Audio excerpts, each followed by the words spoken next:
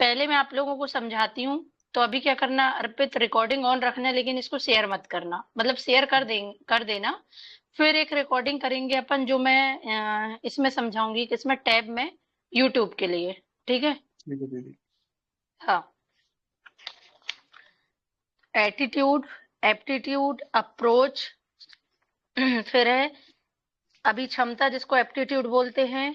फिर आएगा क्या, नैतिकता। जी फिर आएगा नॉलेज। क्या क्या हो सकते हैं वो बता रही हूँ मैं अभी, ठीक है। फिर है नैतिकता और आचार संहिता, मतलब केस स्टडी आचार संहिता की। हम्म, फिर एक आएगा क्या, सत्यनिष्ठा, इंटीग्रिटी जिसको बोलते हैं। जी।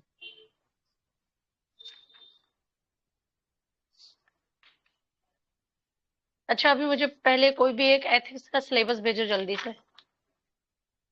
एथिक्स का सिलेबस ओके दीदी, हाँ। अभी से।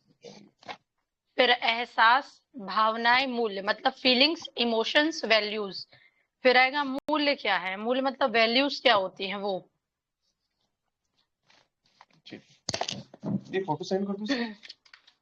हाँ हाँ, इसी में सेंड कर दो मुझे जल्दी से। ठीक है दीदी।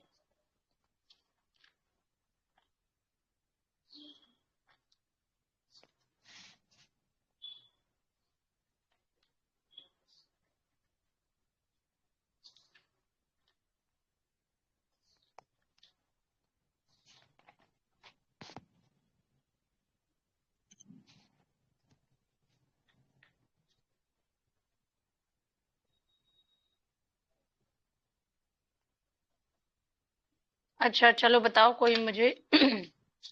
समानुभूति क्या होती है। जी दी, कर दिया। ठीक है, समानुभूति क्या होती है। दीदी जिस समानुभूति। समानुभूति में दीदी ऐसा बोल सकते हैं कि सामने वाले की भावनाओं हम्म। को स्वयं के स्तर पर महसूस करना। ठीक है, और थोड़ा समानुभूति का संधि विकसित करो, क्या आ रहा बताओ। सम धन अनुभूति, मतलब समान। कि हाँ। समान धन अनुभूति।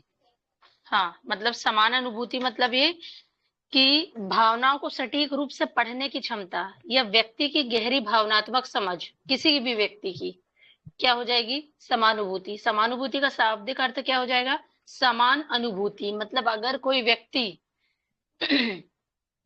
मान लो ग्वालियर के किले के बारे में सोच रहा है, तो तुम भी वही अनुभूति फील करो ग्वालियर के किले के बारे में। समान अनुभूति हो जाएगी। चाहे वह व्यक्ति की अपनी भावना है तथा समस्याएं हैं, क्रीड़ाएं हैं, या कितनी भी वो समस्याओं को छुपाने का प्रयास करे, लेकिन आप समझ जाओ, तो वो क्या हो जाएगा, समान अनुभूति। और जी वो दी। समान अनुभूति हम पहचान करने के साथ साथ क्या करें, उसका निराकरण भी कर दें। या वो समस्या व्यक्ति की जिसकी हम पहचान तो कर रहे हैं, लेकिन हम निराकरण भी कर दें। कैसा निराकरण, सही निराकरण। तो वो क्या हो जाएगा,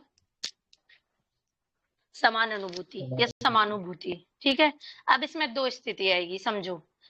पहला तो ये हो जाएगा कि किसी भी व्यक्ति की मन स्थिति को जानने के बाद उसकी जो जानकारी का प्रयोग सही निर्णय लेने की योग्यता होना।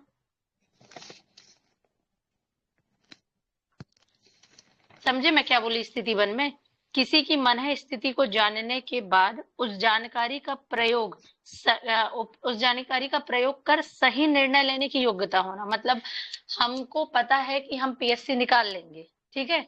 अब हमको ये मन स्थिति हमने जान ली है, अब इस जानकारी का सही प्रयोग कैसे होगा, पीएससी कैसे निकलेगा। जब हम उस अप्रोच में पढ़ेंगे, ठीक है। अब हम हम्म, उस चीज का निर्णय ले लिए कि हम पीएससी निकाल लेंगे, लेकिन पीएससी निकालने का जो सही निर्णय है, उसकी हमारे अंदर थोड़ी बहुत योग्यता भी होनी चाहिए। ठीक है। ये हो ठीक है। गई क्या, कंडीशन वन, किसी समानुभूति की। और कंडीशन टू क्या बोलती है कि किसी व्यक्ति का मूल्यांकन करते हुए, मूल्यांकन मीन्स एबुलेशन, ठीक है।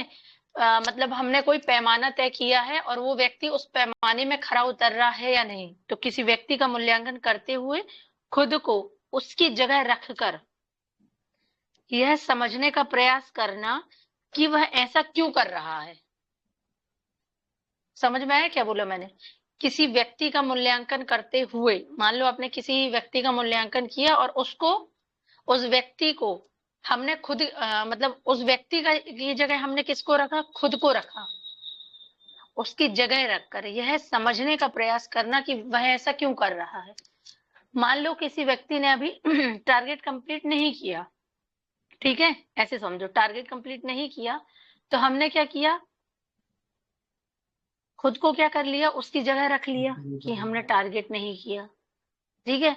और वो ऐसा क्यों कर रहा है, अब हमने ये समझा कि अरे हमने तो टारगेट कंप्लीट कर लिया, लेकिन वो ऐसा क्यों कर रहा था कि वो टारगेट कंप्लीट नहीं कर पाया।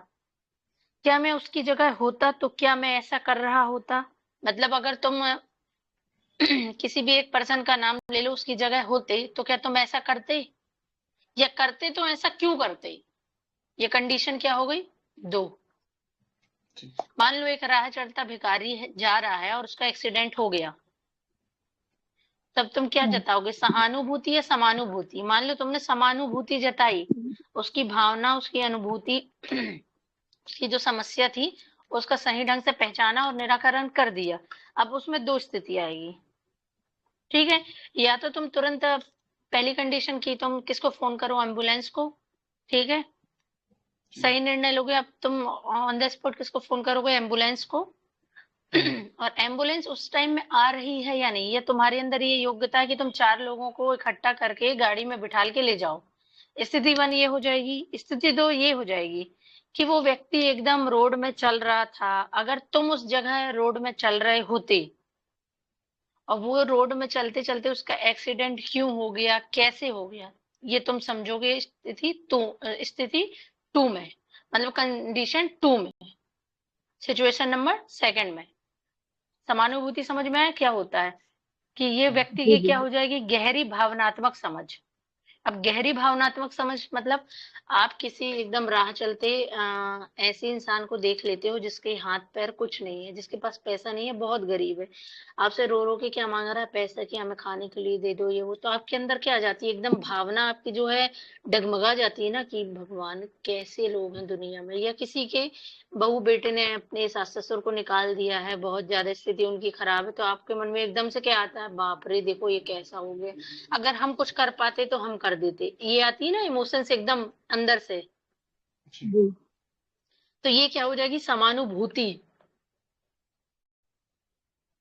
और फिर क्या होता है, आप ज्यादा रहेगा तो आप क्या करोगे, देखोगे कि नहीं यार सच में भूखा है। कई तो वैसे होते हैं ड्रग्स लेने वाले बच्चे, लेकिन आप देखोगे कि सच में ये इंसान भूखा है, तो आप क्या करोगे, 10 रुपए का समोसा या जो भी आप खिलाते हो, है ना, तो आप उसकी समस्या का क्या कर दिए, वो भूखा था तो निराकरण हो गया। मतलब आपने पहचान लिया कि वो सच में भूखा था और आपने उस समस्या का क्या कर दिया, निराकरण। तो ये क्या हो जाएगा, समानुभूति। अब इसकी स्थिति 2 कैसी हो जाएगी, हमने देख लिया कि वो भूखा है, ठीक है, हमने उसको खाना खिला दिया, सब कुछ करा दिया, क्यों, क्योंकि हम योग्य थे। मान लो अब सेकंड कंडीशन में योग्य नहीं होते तो क्या करते, खुद को उसकी जगह रखते, फिर समझते चीजों को कि ये ऐसा क्यों कर रहा है, और अगर मैं होता तो मैं क्या करता। तो समानुभूति में ये 2 कंडीशन आ जाएगी। ये जो कंडीशन मैंने बताई है आपको समझाने के लिए बताई, आप चाहो तो लिख भी सकते हो समानुभूति में। जी जी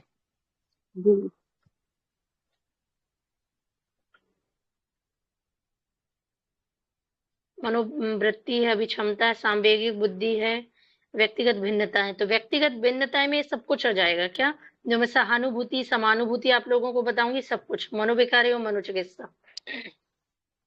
ठीक है, अब आप ये बताओ मनोवृत्ति को क्या बोलेंगे।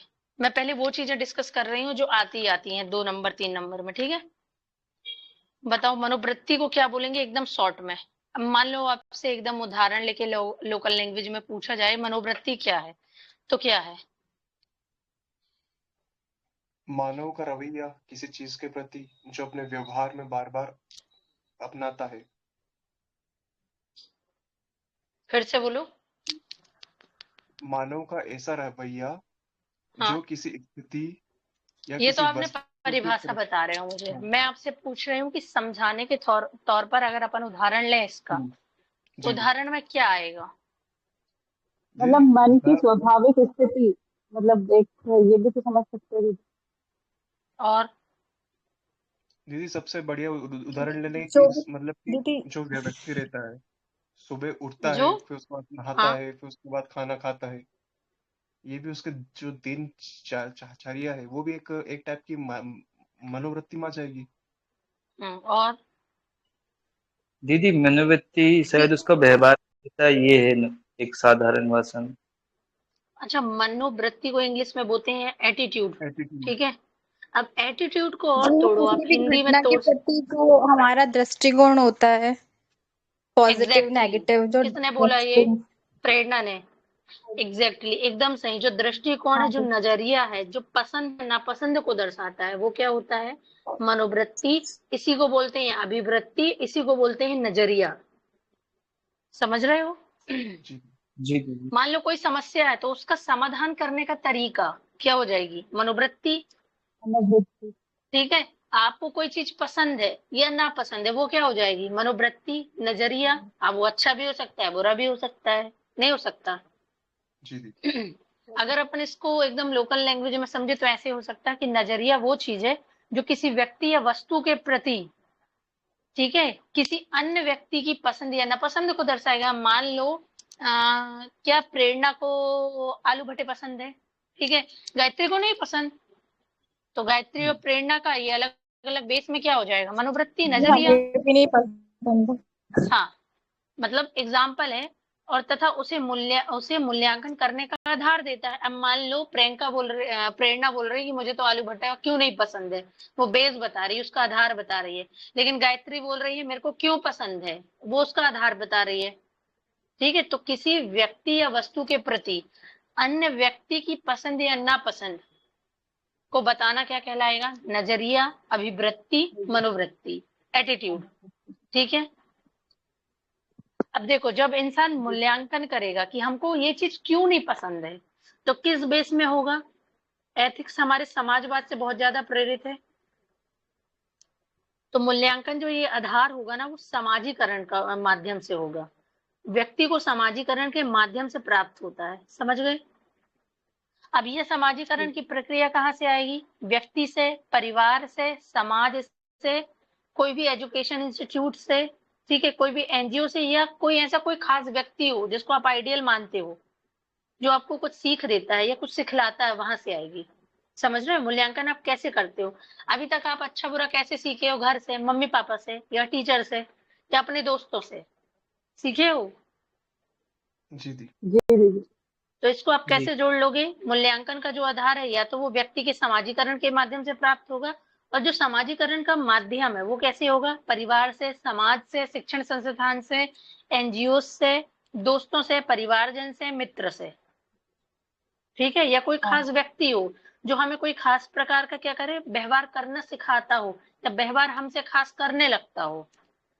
ठीक है, वो जी क्या हो दी। जाएगा? जी जी। मनोवृत्ति। मूल्यांकन का मनोवृत्ति। आधार।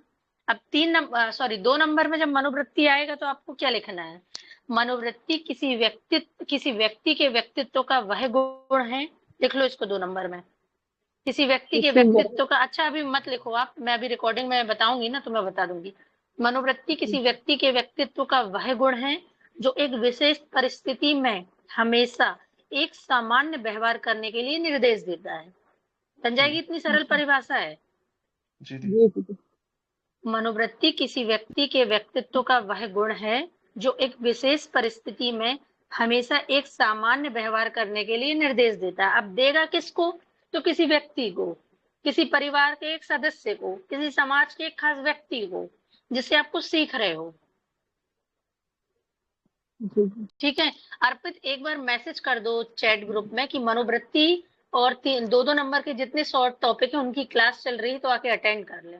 ठीक है, उसके बाद जी दी। दोबारा क्लास नहीं होगी, कहना। बता दो सबको। ये आदिल भी गायब है आज।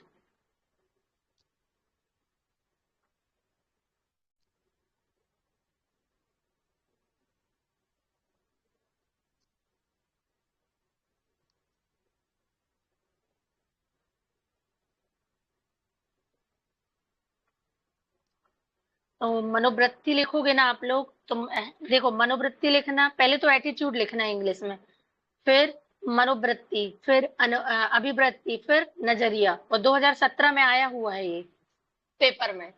ठीक है, तो मनोवृत्ति का मतलब होता है आपका पसंद नापसंद का तरीका, दृष्टिकोण या नजरिया। समझ गए?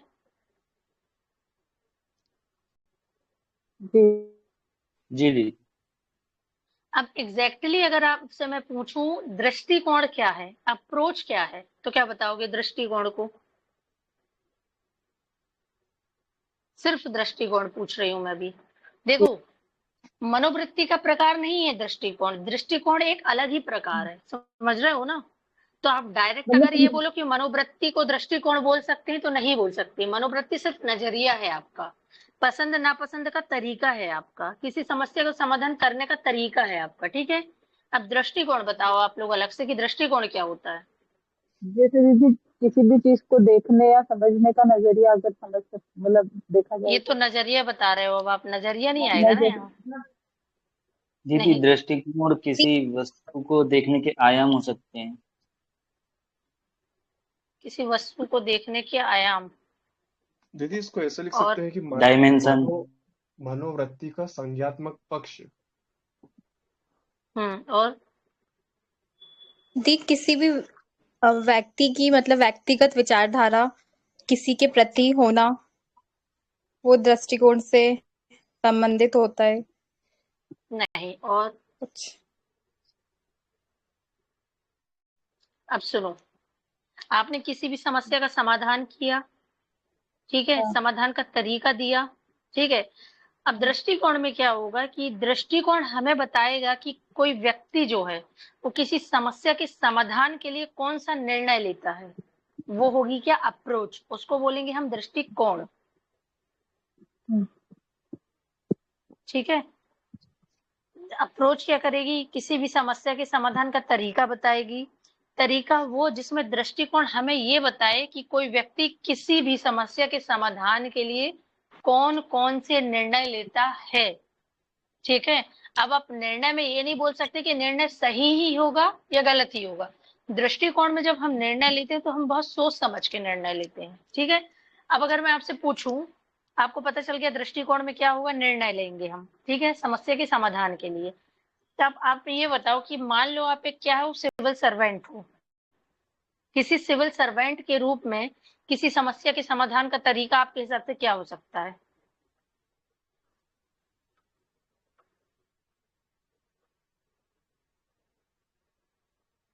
बोलते जाओ।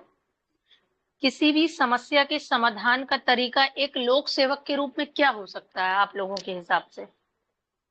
जोड़ो, पॉलिटी, एथिक्स, सबसे इकोनॉमी, पहले तो सबसे। हाँ, सबसे पहले बोलो तो बोलो। समस्या के कारण पहचानना।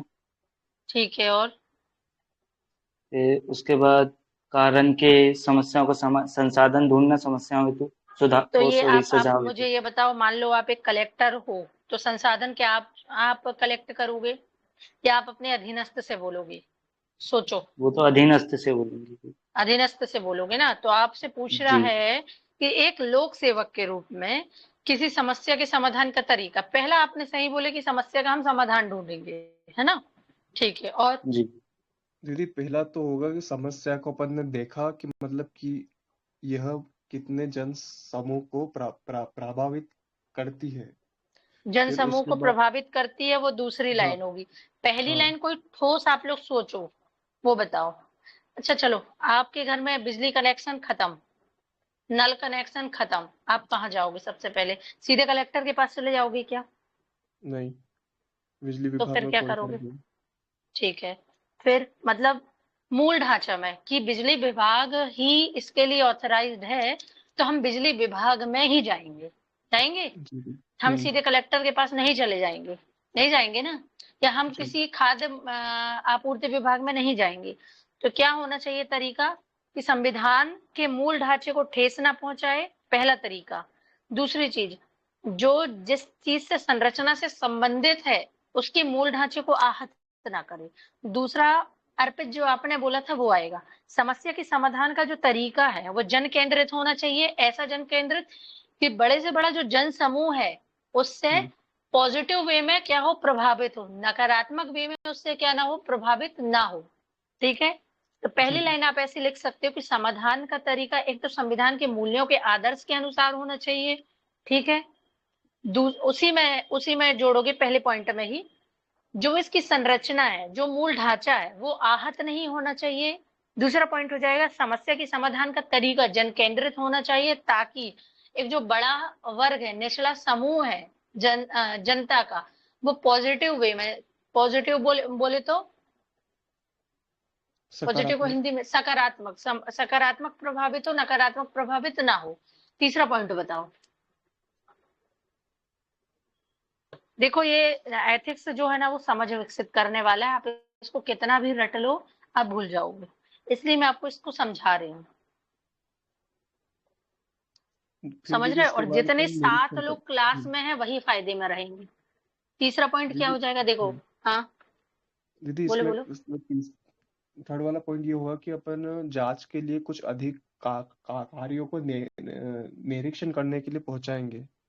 हाँ, और निरीक्षण होगा, फिर उसके बाद जब रिपोर्ट आएगी तो रिपोर्ट आने के बाद जो उस फील्ड के जो लोग होंगे तो उनसे सलाह मशवरा कर, मतलब कि बातचीत करके फिर उस चीज का मतलब कि निर्णय लिया जाएगा। हम्म फिर उसके बाद फिर आधिकारिक रूप से फिर अपन मतलब कि जो सरकार होगी उसको हम्म मतलब कि अवगत कराएंगे कि यहाँ पर ये वाली समस्या है, तो आप इस समस्या को सॉल्व करने के लिए तकनीकी सहायता या फिर हम्म फंड रिलीज करें। हम्म जी दी। और कभी सामान्य समस्या होगी तो जो लोकल एरिया में जो एमएलए वगैरह जो भी होंगे या व्यक्ति वगैरह होंगे, तो उनकी सहायता ली जाएगी, मतलब उसको सॉल्व हम्म करने के लिए। और ठीक है। या और फिर और दीदी एक पॉइंट ये भी निकाल सकते हैं कि मतलब कि उस वाले क्षेत्र में कभी कोई एनजीओ होगा जो इस हम्म समस्या से संबंधित होगा, मतलब कि इस हम्म क्षेत्र में काम कर रहा होगा, तो उसकी सहायता ले सकते हैं या फिर उसको कुछ तकनीकी सहायता या फंड वगैरह देकर समस्या का निदान करने के लिए उसको प्रोत्साहन कर सकते हैं। ठीक है। और कोई?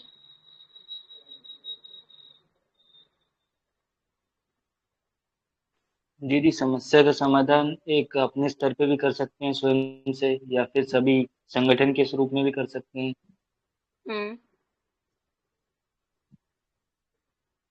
ठीक जी है। और समस्या उस हिसाब से होगी, जो समस्या होगी फिर उसके हिसाब से डिजाइन होगा कि समस्या कितनी एग्जैक्टली बड़ी है। समस्या का समाधान वैसे होगा। तीसरा पॉइंट यही आएगा कि समस्या किस टाइप की है। समस्या के लिए कोई जी सार्वजनिक जीवन में या व्यक्तिगत जीवन में मध्य टकराव की जो स्थिति है वो तो नहीं है ना। और अगर मान लो व्यक्तिगत जीवन और सार्वजनिक जीवन के मध्य टकराव की स्थिति आ जाए, तो हमें कौन सा हमेशा क्या चुनना है? सार्वजनिक जीवन का चुनाव करना है। क्यों? क्योंकि आप एक लोक सेवक हो, आप एक क्या हो, सिविल सर्वेंट हो, ठीक है।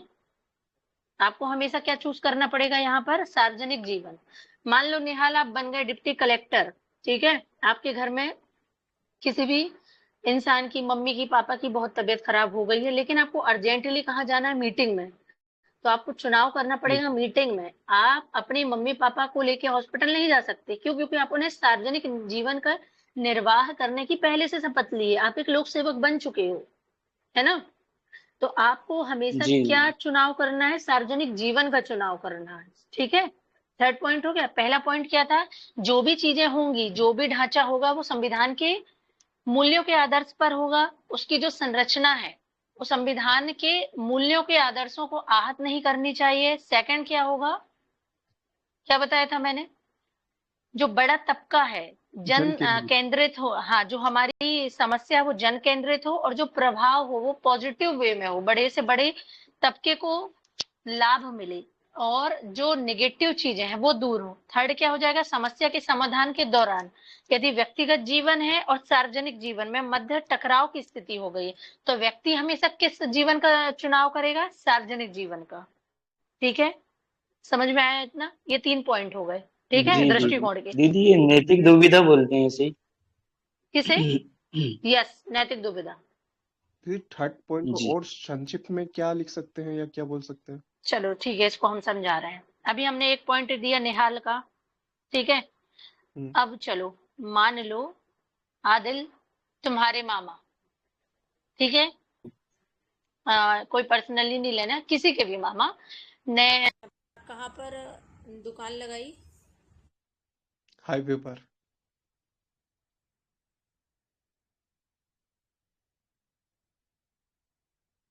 हेलो। हाँ, आवाज आ रही। एक मिनट, दीदी शायद आउट हो गई है तो वो दीदी होती है।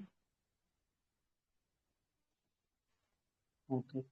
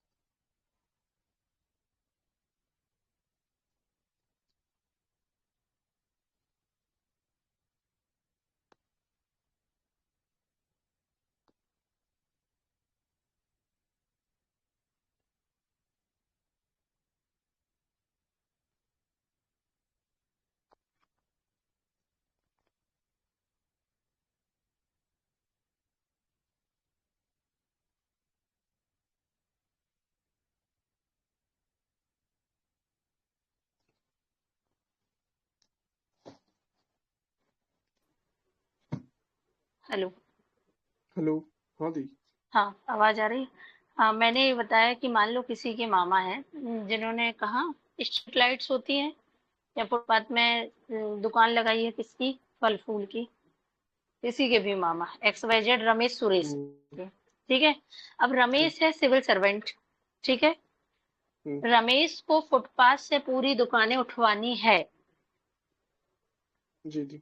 कलेक्टर का ऑर्डर है रमेश को, रमेश है डिप्टी कलेक्टर, कलेक्टर ये बोल रहे हैं रमेश से कि रमेश आपको आज पूरी फुटपाथ फुटपाथ की दुकानें उठानी है, जिससे क्या हो रहा है, हमारा परिवहन परिवहन में बाधित। क्या हो रहा है, व्यवधान, हाँ व्यवधान है या बाधा आ रही है। तो आपको जी। वहां से क्या करना है, पूरी हमारी फुटपाथ की दुकानें उठानी है, लेकिन रमेश का मामा है वहां। अब हाँ। रमेश के साथ क्या कंडीशन आ गई, रमेश का मामा, ठीक है, वो उसका व्यक्तिगत के संबंध है, लेकिन आपको ऑर्डर मिला है किससे, कलेक्टर से, तो इसका जी क्या दी। हो गया, रमेश का सार्वजनिक जीवन हो गया। अब रमेश क्या हम्म, करे, तो रमेश को सार्वजनिक जीवन का निर्वाह करेगा, मतलब लोक सेवक के जीवन का निर्वाह करेगा, रमेश को दुकान उठवानी ही पड़ेगी। और किसी ऐसी जगह पर उन दुकानदारों को, फुटपाथ वालों को जगह दी जाएगी जहां पर किसी भी प्रकार की बाधा उत्पन्न ना हो, जैसे हॉस्पिटल से, परिवहन से, खाना से, आने जाने से, और किसी की बात करने से, जन सुविधा केंद्र से, संचार से। समझिए, जी। आ रहा है समझ में मैं क्या बोली, थर्ड लाइन। जी दी। जी जी जी। हाँ अब दी। चौथी लाइन होगी, चौथा पॉइंट ये हो गया कि देखो, सार्वजनिक जीवन और व्यक्तिगत जीवन की हमने बात कर ली कि वो सार्वजनिक जीवन का व्यवहार करेगा, सार्वजनिक जीवन का निर्वाह करेगा। कैसे करेगा, तो निष्पक्षता के आधार पर करेगा। मतलब जब आप कोई कंडीशन, जब आप कोई स्टेटमेंट दे रहे हो, है ना, अपन सुनते हैं मीडिया को, कलेक्टर ने ये ज्ञापन, कलेक्टर को ज्ञापन दिया, तो मीडिया के सामने कलेक्टर ने ये भाषण दे दिया, या 15 अगस्त में किसी मंत्री ने भाषण दिया, तो उसके बाद किसी कलेक्टर को या किसी को भी बोला गया, तो किसी ने कुछ भाषण दे दिया। तो व्यक्ति क्या करेगा एक लोक सेवक के रूप में, कि वो निष्पक्ष व्यवहार करेगा। तब वो ये नहीं देखेगा कि मेरा मामा है कि मेरा चाचा है, क्या है, ठीक है। किंतु विशेष परिस्थिति में आपको निष्पक्ष व्यवहार करना, लेकिन कहीं कहीं जहां विशेष परिस्थिति आ गई, जब मामला समाज के निचले तबके का हो, वंचित वर्ग का हो और संवेदनशील वर्गों से हो, मतलब एससी एसटी या वंचित वर्ग कोई, ठीक है, व्यक्ति को निष्पक्ष व्यवहार तो करना है, लेकिन कुछ विशेष परिस्थिति में जब मामला किससे संबंधित हो गया, वंचित वर्ग से, और वो वंचित वर्ग कैसा हो, संवेदनशील वर्ग से जुड़ा हो, समझ रहे हो,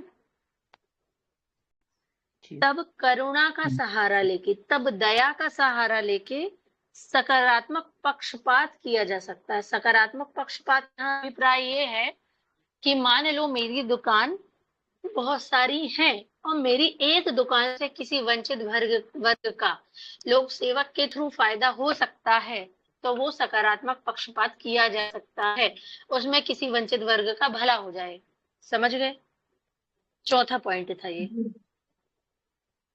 शॉर्ट में लिखते चलो आप लोग, है ना, जी वही की निष्पक्ष व्यवहार और विशेष परिस्थिति में सकारात्मक पक्षपात, ऐसा। अब पांचवा पॉइंट ये बोलता है, आपने निष्पक्ष व्यवहार कर दिया, समाज के वंचित वर्ग का सकारात्मक पक्षपात कर दिया।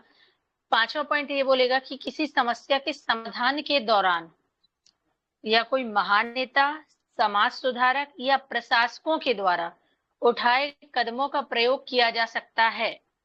मान लो अभी आपने कोई कलेक्टर या डिप्टी कलेक्टर जो बहुत अच्छा हो, उनका डिसीजन बताओ, या उन्होंने कोई काम किया हो इंदौर कहीं, तो बताओ, चलो किसी ने अच्छा काम किया हो तो। दीदी, अभी हाल ही में परसों के पेपर में आया था, जो आशीष सिंह है, जो इंदौर के कलेक्टर है। आशीष पटेल, हाँ, आशीष सिंह। आशीष सिंह, ओके, हाँ, हाँ, तो तो एक निर्णय आया था कि मतलब कि एक व्यक्ति था सड़क हाँ, पे, मतलब कि उसने गाड़ियों के कांच मतलब कि फोड़ दिए थे। हम्म, तो उसको सजा के तौर तौर तौर तौर पर, मतलब कि ऐसा के तौर पर उसको कहा गया कि तुमको 1 साल तक हम्म, एक साल तक हर शनिवार को हम्म, आपको शाम को आपको ट्रैफिक पुलिस में सेवा करनी पड़ेगी। हम्म, हाँ, सजा के तौर पर उनको ये मतलब कि ये वाला पॉइंट। सराहनीय कदम है, सराहनीय हाँ कदम है। अब ऐसा एग्जाम्पल कोई भी सेट कर सकता है, या कोई समाज जी सुधारक होगा जैसे राजा राम मोहन राय। दीदी अब एक हाल ही में एक और एग्जाम्पल था, क्या? जो एक मैम थी, कलेक्टर थी, वो गिन्नी सिंह करके हैं। हाँ, हाँ, वो शायद कहीं की थी। वो उन्होंने ना कुपोषण को दूर करने के लिए पूरे परिवार को ही गोद लिया था, अच्छा, क्योंकि कुपोषण, उनका मानना था कि वो परिवार भी पूरा कुपोषित हो सकता है, मतलब सभी स्तर पर था, तो इसलिए उन्होंने बहुत पूरे अच्छा परिवार कदम है को ही ये भी। गोद ले लिया था। हम्म, हाँ, और वो एक किसी एनजीओ से मिलकर ये सब करती थी, तो उन्होंने बहुत हम्म, अप्रिशिएट किया था उन्हें, सरकार ने भी उनको कुछ अप्रिशिएट किया इसके लिए। बहुत बढ़िया कदम है ये तो, बहुत ही अच्छा कदम है। क्योंकि दीदी बच्चे भी कुपोषित होते हैं, तो कहीं कहीं पे इतनी गरीबी है, परिवार ही कुपोषित रहता है, क्योंकि आय क्या का नाम कोई बताया साधन नहीं होता। कलेक्टर का, क्या नाम था? गिन्नी गिन्नी सिंह है हम्म, शायद, गिन्नी, मैंने अभी काफी एक आध हफ्ता हो गया, गिन्नी सिंह है या गिन्नी यादव, अच्छा, इन दोनों में से ठीक है। अच्छा, तो चलो पांचवा ठीक। पॉइंट कलेक्टर ये है। है कि किसी भी समस्या के समाधान के दौरान आप महान नेता, समाज सुधारक या प्रशासक के द्वारा जो कदम उठाए गए हैं ना, उनको फॉलो करो, ठीक है, या उनको प्रयोग करो।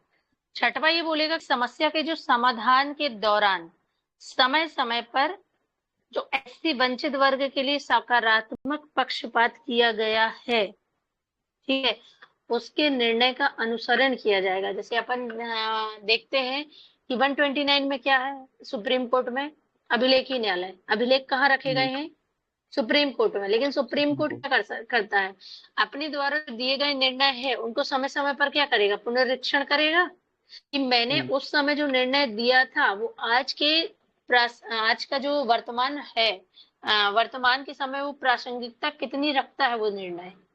वैसी लाइन यहाँ पर है कि समस्या के समाधान के दौरान जो भी निर्णय लिया गया है उसका अनुसरण किया जाए। जी थी। समझे समस्या आप का लोग? मूल्यांकन। जी दीदी। हाँ, खुद के निर्णय का मूल्यांकन। जी अब जी। पहली लाइन क्या बताई थी मैंने, बताओ? ये संविधान के मूल्यों के अनुसार कार्य करना और हाँ, संरचनात्मक जो ढांचा है उसके अनुरूप शिकायतों आदि को पहले प्राथमिकता अनुसार दर्ज करना। जन केंद्रित होना चाहिए। हाँ, सेकंड पॉइंट जन केंद्रित हो जाएगा। फिर थर्ड पॉइंट दीदी थोड़ा सा मिक्स हो रहा था तो मुझे ध्यान नहीं आ रहा। फिर फोर्थ पॉइंट था निष्पक्ष व्यवहार वंचित वर्गों का व्यक्ति को सकारात्मक। व्यक्तिगत जीवन, थर्ड पॉइंट ये है, व्यक्ति को व्यक्तिगत जीवन और सार्वजनिक जीवन का निर्वाह जो कर रहा है, उसमें अगर व्यक्तिगत जीवन और सामाजिक जीवन में क्या आ गई, नैतिक टकराव की दुविधा स्थिति वाला आ जी। गई। हाँ, तो उसको हमेशा क्या करना है, सार्वजनिक जीवन का चुनाव करना है। ठीक है, जी आप एक लोक सेवक हो तो आपको सार्वजनिक जीवन का चुनाव करना है। अब जब आप सार्वजनिक जीवन का चुनाव करोगे, चौथा पॉइंट आ जाएगा निष्पक्षता का व्यवहार निष्पक्ष करना। लिंक व्यवहार। कर लो, पहले हमें जी संविधान के हिसाब से काम करना है। दूसरा पॉइंट हमारा ये हो जाएगा कि जन केंद्रित होगा। बड़ा से बड़ा वर्ग जो है, निचला तबका, उसका बड़े से बड़े आकार में उसको क्या मिलेगी, पॉजिटिव सकारात्मक क्या मिलेगा, प्रभाव मिले, नकारात्मक ना मिले। थर्ड है समाधान जब होगा तो व्यक्तिगत और सार्वजनिक जीवन में अगर मध्य टकराव की स्थिति हो गई तो हमेशा सार्वजनिक जीवन का क्या करेंगे, हम चुनाव करेंगे। ठीक है। चौथा, हाँ, जब सार्वजनिक जीवन का चुनाव कर लेंगे तो कैसे करेंगे चुनाव, निष्पक्ष होकर करेंगे चुनाव। ठीक है, जब निष्पक्ष होकर हम चुनाव करेंगे, लेकिन कई बार ये होता है कि आपने निष्पक्ष होकर चुनाव तो कर लिया, लेकिन जरूरी है कि हर एक वर्ग को फायदा मिले, नहीं है जरूरी। ठीक है, मान लो मैं अभी क्लास ले रही हूँ तो जरूरी नहीं है कि हर बंदे को इस चीज का फायदा मिले। कुछ को ऐसा लगेगा कि ये तुमने पढ़ लिया, और कुछ को ऐसा लगेगा कि नहीं मैडम ने बहुत अच्छा बताया। ठीक है, तो कुछ लोग अपनी विशेष परिस्थिति में क्या कर लेंगे, कोई ऐसे वंचित वर्ग होंगे, संवेदनशील वर्ग से जो जुड़े होंगे, वो करुणा का सहारा लेते हुए क्लास से निकल जाएंगे, और करुणा का सहारा लेते हुए क्या करेंगे, सकारात्मक पक्षपात कर लेंगे खुद के साथ कि नहीं हमें तो क्लास का फायदा लेना है। ठीक है, अब जब समस्या का समाधान हो जाए, कैसे हो जाए, समस्या का समाधान ऐसे हो कि कोई महान नेता जिसने अच्छा काम किया है, कोई समाज सुधारक है जिसने अच्छा काम किया है, या कोई प्रशासक है जिसने कुछ अच्छे सराहनीय कदम उठाए हैं, हमको उनको क्या करना है, उनको फॉलो फॉलो करना है। करना। ठीक है, फिर क्या है कि जी जो उसकी जगह निर्णय हमने, छठवा ये है, एक मिनट सुन लो, छठवा ये है कि जो भी समस्या का समाधान हमने किया है उसका समय समय पर हम खुद क्या करें, अनुसरण करें, अवलोकन करें। अब बोलो किसको क्या बोलना है। जी दीदी, मैं निहाल। हाँ, अब एक दीदी एक इस पॉइंट एक बता सकते हो शॉर्ट में। हाँ बोलो। जे आपने दीदी जो बताया ना, तो उसमें एक ये कर सकते हैं, किसी योजना के तहत उनको लाभ कर सकते हैं, जैसे सकारात्मक बिल्कुल। पक्षपात में आपने बताया। हाँ हाँ, जैसे मान लो कोई योजना सिर्फ किसके लिए चल रही है, SC ST, मान लो कोई बिरसा मुंडा अपने यहाँ पर है, टंटिया मामा है, जो सिर्फ SC ST के लिए चल रही हो, वो लिख सकते हो उदाहरण में। जी मैंने आपको एग्जाम्पल देके इसलिए बताया ताकि अगर आप परिभाषा रटोगे तो आप एग्जाम्पल नहीं दे पाओगे। अब आपको मैंने जब एग्जाम्पल दे दिया तो आप परिभाषा नहीं भूलोगे। दृष्टिकोण क्या बताएगा, समस्या के दौरान समाधान का सही निर्णय हम कैसे लें, वो क्या हो जाएगा, दृष्टिकोण। समझ रहे हो, दृष्टिकोण में 3 नंबर में परिभाषा लिखो, 2 नंबर में किसी भी समस्या के समाधान का तरीका। दृष्टिकोण हमें यह बताता है कि कोई व्यक्ति किसी समस्या के समाधान के लिए कौन सा निर्णय ले सकता है। ठीक है, अब है इसके बाद क्या, एक बार दीजिए। रिपीट करना है। जी दीदी एक बार कर दीजिए। यह किसी भी समस्या के समाधान का तरीका है। दृष्टिकोण हमें बताता है कि कोई भी व्यक्ति किसी भी समस्या के समाधान के लिए कौन सा निर्णय लेता है।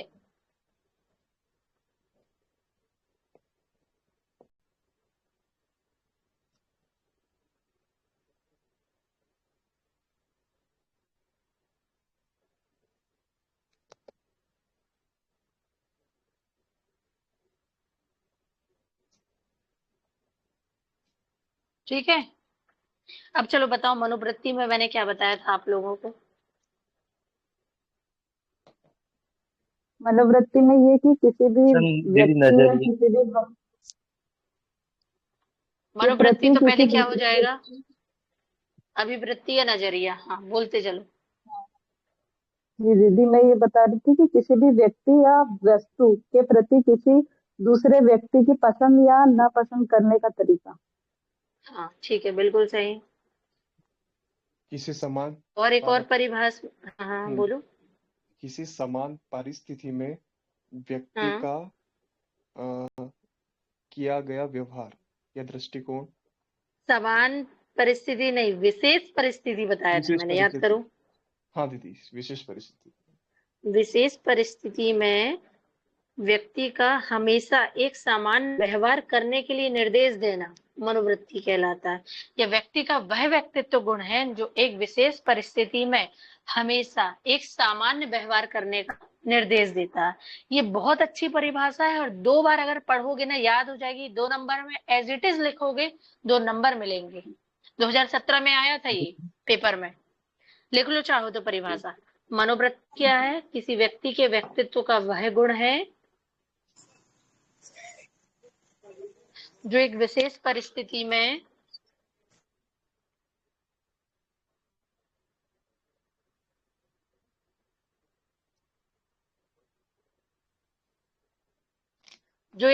परिस्थिति में हमेशा एक समान व्यवहार करने के लिए निर्देश देता है।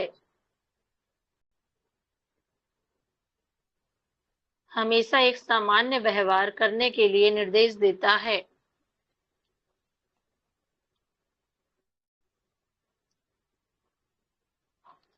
अब देखो, आपसे पूछ ले मनोवृत्ति क्या है तो आप तो मनोवृत्ति बता दोगे, है ना? जी दी। अच्छा चलो, आपको मैं मनोवृत्ति का एक एग्जाम्पल बताती हूँ। सुभाष चंद्र बोस को सब जानते हो? सुभाष चंद्र बोस को जी सब जानते हो? गांधी जी को सब जानते हो? जी दी। जी अब ये बताओ, गांधी जी का तरीका और सुभाष चंद्र बोस का तरीका अंग्रेजों के प्रति या अंग्रेजों की सोच के प्रति कैसा था? एक हार्ड लाइटर थे और एक सॉफ्ट लाइट, एक अहिंसा और एक एक हिंसा। अहिंसा और एक हिंसा। मतलब नजरिया सेम था। सुनो, नजरिया सेम था। नजरिया ऐसे सेम था कि दोनों चाह रहे थे कि भारत पूर्णतः क्या हो, अंग्रेजी शासन से मुक्त हो जाए। लेकिन जो दृष्टिकोण था वो अलग था। अप्रोच जो बोले, गांधी जी चाहते थे एक झापड़ एक गाल में मारो, दूसरे में मार दो, लेकिन आजादी मिल जाए। ठीक। सुभाष चंद्र बोस चाहते थे हम क्यों पिटे, हम पीटेंगे और आजादी लेंगे। ठीक है, तभी तो उन्होंने बोला ना, तुम मुझे खून दो मैं तुम्हें आजादी दूंगा। किसने बोला है? सुभाष चंद्र बोस ने ही बोला है ना, कि महात्मा गांधी ने बोला है? सुभाष नहीं, चंद्र सुभाष बोस। चंद्र बोस। हाँ, कन्फर्म हो ना? हाँ। 100%। गांधी जी क्या करते थे? हिंसा नहीं करते, अनशन में बैठ जाते थे और आजादी चाहिए थी। लेकिन सुभाष चंद्र बोस बोलते थे कि जब तक हम अनशन में ही बैठे रहेंगे, अंग्रेजों की पॉलिसी के हिसाब से काम करते रहेंगे, हम 400 साल तक आजाद नहीं होंगे। ठीक है, तो इस समस्या के प्रति दोनों का दृष्टिकोण अलग अलग हो गया। ठीक है, नजरिया सेम है, मनोवृत्ति सेम है कि हाँ यार अंग्रेज अच्छे नहीं है, हमें आजादी लेना है, लेकिन दृष्टिकोण जो अप्रोच है वो अलग अलग थी। गांधी जी ने आजादी के लिए क्या किया? अहिंसा का मार्ग का अनुसरण किया। ठीक है, जबकि सुभाष चंद्र बोस ने क्या किया? हिंसा और क्रांति का मार्ग अपनाया। और क्या क्या बना लिया था 1939 में? फॉरवर्ड ब्लॉक बना लिया था।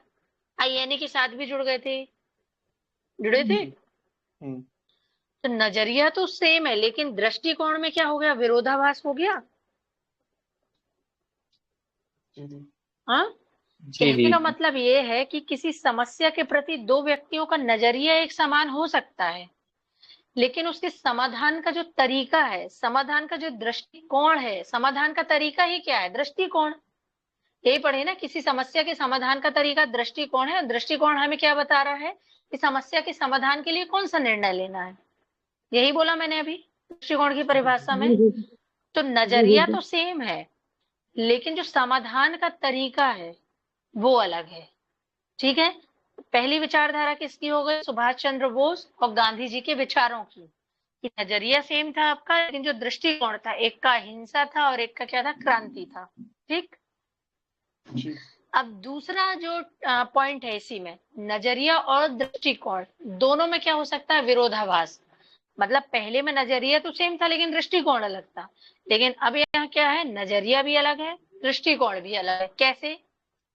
मान लो, उदाहरण है, किसी जज का उदाहरण ले लेते। कोई जज है जिसने मृत्युदंड के प्रति नकारात्मक नजरिया रखता है कि नहीं यार, मृत्युदंड तो नहीं देना चाहिए, किसी का जीवन खराब करने का हमें कोई हक नहीं है। समझ रहे हो एग्जाम्पल जो मैं दे रही हूँ? लिखते चलो नहीं तो उनको।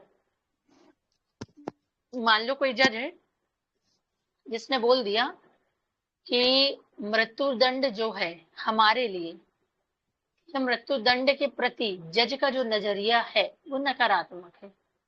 ठीक है, लेकिन कोई ऐसा केस आ गया कि किसी केस के निर्णय लेने के दौरान कुछ परिस्थिति में अपराधी को मृत्युदंड प्रदान करना है, तो आप अभी पहली लाइन में तो बता रहे थे कि नजरिया में कि हमको मृत्युदंड नहीं देना चाहिए। ठीक है, लेकिन जैसे ही कोई केस आया, कोई ऐसी परिस्थिति आई, आपने उसी दृष्टिकोण में क्या दे दिया? मृत्युदंड। तो ये क्या हुआ? नजरिया और दृष्टिकोण अलग हुआ आपका। आपने नजरिया से तो कुछ और देखा था, लेकिन जो आपका निर्णय हुआ, जो दृष्टिकोण था, वो क्या हो गया? सामने वाले की जान चली गई उसमें। भले वो केस, भले वो ऐसा कोई डिसीजन था, ठीक है, लेकिन आपने क्या किया उस परिस्थिति में? उस अपराधी को मृत्युदंड के लिए घोषित कर दिया। तो क्या हो जाएगा? नजरिया और दृष्टिकोण में विरोधाभास हो सकता है। मान लो आपसे अब पूछा जाए मनोवृत्ति को समझाइए, तो आप 7 नंबर में मनोवृत्ति को समझा सकते हो ऐसे? आप पहले मनोवृत्ति को समझाओगे और बताओगे कि मनोवृत्ति को निम्न परिस्थितियों में समझा जा सकता है। स्थिति 1 हो जाएगी, किसी व्यक्ति का नजरिया एक है लेकिन दृष्टिकोण अलग है। स्थिति 1 में आप गांधी जी और सुभाष चंद्र बोस का एग्जाम्पल दे दो। स्थिति 2 में हो जाएगी नजरिया और दृष्टिकोण में दोनों में विरोधाभास, उसमें आप जज का एग्जाम्पल दे दो। समझ में आया कुछ? जी जी जी मैम। जिनको आया वो बताओ और जिनको नहीं आया वो भी बताओ, मैं फिर से बताऊंगी। दीदी, एक बार आपने जो फ्रेमिंग करी है एक बार फिर से रिपीट कर दीजिए प्लीज। दीदी 7 देखो, मार्कर में मनोवृत्ति के हाँ प्रकार भी बता सकते हैं क्या? बिल्कुल, और जब आप स्थितियां बताओगे ना, आपको नंबर भी ज्यादा मिलेंगे, बहुत ज्यादा जी नंबर मिलेंगे। क्यों? क्योंकि आप एग्जाम्पल वो दे रहे हो जो आपके आसपास घूम रहे हैं। आप कोई ये एग्जाम्पल किसी किताब में अगर हो तो बताना मेरे को, किसी कोचिंग के नोट्स में नहीं मिलेंगे, क्योंकि ये मैंने खुद से बनाए थे। कहीं नहीं मिलेंगे ये एग्जाम्पल। बताओ, मिले हो, आपने सुने हो कहीं तो बताओ। नहीं। जिसने भी दीदी आदिल ने तो दिया भी है मीन्स, आदिल हाँ खुद नहीं बता सुने सकता ऐसे है। एग्जाम्पल। जी जी। नहीं, मुझे ये पूछना था, जैसे कि डायरेक्ट मनोवृत्ति की अगर 2 मार्कर में डेफिनेशन आ जाए तो उसको हाँ, भी तो तो एग्जाम्पल के जो साथ मैंने कैसे लिख सकते हैं? आपको मैंने जो 2 लाइन बताई, किसी व्यक्ति का व्यक्तित्व का वह गुण जो क्या होता है, विशेष परिस्थिति में भी हमेशा एक समान रहने का दिशा निर्देश देता है। ठीक है, एग्जाम्पल उसमें लिख दो, किसी व्यक्ति के पसंद या नापसंद का तरीका। ठीक है, उदाहरण जी इतना ही लिख दो, किसी भी व्यक्ति के पसंद या नापसंद का तरीका, किसी भी व्यक्ति के पसंद या नापसंद का नजरिया। एग्जाम्पल, यह ये किसी फिर वो व्यक्ति रुचि में को आ मान जाएगा ना लो, फिर वो तो। नहीं नहीं आएगा, रुचि अलग होती है, वो भी हम बताएंगे। किसी व्यक्ति को मान लो दीदी ये को एग्जांपल दे सकते हैं क्या? क्या? जैसे कि बिल्ली का रास्ता काट जाना सदैव नकारात्मक भाव। वो पूर्वाग्रह में आ जाएगा। नजरिया आएगा फिर। वो तो अपन पूर्वानुमान ना, वो मान लिए हैं अपन ने। जी दी। तो दीदी मान लेना ही तो मनोवृत्ति है, वो अपने विशेष है, मतलब व्यवहार में है वो सदैव। सदैव फिर वो पूर्वाग्रह का नहीं मतलब केस हो जाएगा फिर दे- वो। विशेष आप स्थिति सीधे में। आप सीधे ये भी लिख सकते हो। देखो, पसंद या नापसंद क्या हो गई आपकी? मनोवृत्ति हो गई। नजरिया क्या हो गई आपकी? मनोवृत्ति हो गई। मान लो आदिल को रसगुल्ला पसंद है, आप रमेश सुरेश करके एग्जाम्पल दो। आदिल सबसे सिंपल, रमेश को क्या पसंद है? 5 स्टार। रसगुल्ला, लेकिन सुरेश को नहीं है पसंद। ठीक है, जी दी। तो वो क्या हो जाएगा, व्यक्ति का पसंद या नापसंद को बताना। हाँ, मतलब व्यक्ति सीधे विशेष के हिसाब से वस्तु की पसंद या पसंद या नापसंद चेंज हो नापसंद को बताना। चेंज हाँ, जी जी चेंज हो सकती है। ठीक है, वही नजरिया हो जाएगा। ठीक है, अब आप ये बताओ, जो मैंने मनोवृत्ति बताई 7 नंबर में आया, आपने मनोवृत्ति बताई। हम्म, ठीक है, मनोवृत्ति के साथ आपसे पूछा जाए 7 नंबर में, तो आप ये स्थिति 1 स्थिति 2 बता सकते हो। अब सीधे यहाँ पर देखो, जो मैंने दृष्टिकोण बताया, मनोवृत्ति बताया, इसमें क्या पूछा जाएगा, क्या मनोवृत्ति और दृष्टिकोण एक दूसरे से संबंध रखते हैं, या मनोवृत्ति और दृष्टिकोण को समझाइए। जो 2 कंडीशन मैंने आपको बताई है ना, वो दोनों आ जाएगी। अब देखो, मान लो पूछा जाए कि मनोवृत्ति और दृष्टिकोण को समझाइए, तो स्थिति 1 स्थिति 2 लिख दोगे आप, लेकिन जो फ्रेमिंग स्टार्ट कहाँ से होगी, मतलब परिभाषा तो लिखनी पड़ेगी ना, तो आप क्या लिखोगे जी उसमें कि मनोवृत्ति जहाँ किसी समस्या का मूल्यांकन करने का आधार है। मैंने बताया था कि मूल्यांकन का आधार है समाजीकरण की प्रक्रिया है, बताया था स्टार्टिंग में ही। तो मनोवृत्ति जहाँ किसी समस्या का मूल्यांकन करने का आधार है, वही दृष्टिकोण क्या कर रहा है, समस्या के समाधान का तरीका। याद करो, मैंने मनोवृत्ति की क्या डेफिनेशन बताई थी। यदि किसी व्यक्ति के व्यक्तित्व का गुण जो विशेष परिस्थिति में समान व्यवहार करने के लिए हाँ, निर्देश देता है निर्देश और देता है। मूल्यांकन का आधार देता है। अब मूल्यांकन का आधार क्या होगा, व्यक्ति का समाजीकरण। ठीक है, समाजीकरण की प्रक्रिया में कौन कौन भाग ले रहे हैं, परिवार, समाज, माता पिता, दोस्त, परिवारजन, ये सब जो उसको अच्छा बुरा सब सिखाएंगे। ठीक है, तो अगर आपसे यहाँ ये पूछ रहा है कि मनोवृत्ति और दृष्टिकोण के संबंध बताएं, तो मनोवृत्ति जहाँ समस्या का मूल्यांकन करेगा, वही समस्या के समाधान का तरीका कौन है, दृष्टिकोण। ठीक है, जी फिर आप वहां पर सेकंड लाइन ये लिखोगे कि दोनों के संबंधों का निर्धारण किया जाए, तब हमारे पास निम्नलिखित स्थिति उत्पन्न होती है।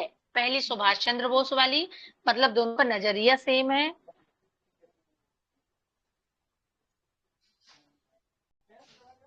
लेकिन क्या है, समाधान का जो तरीका है वो अलग अलग है।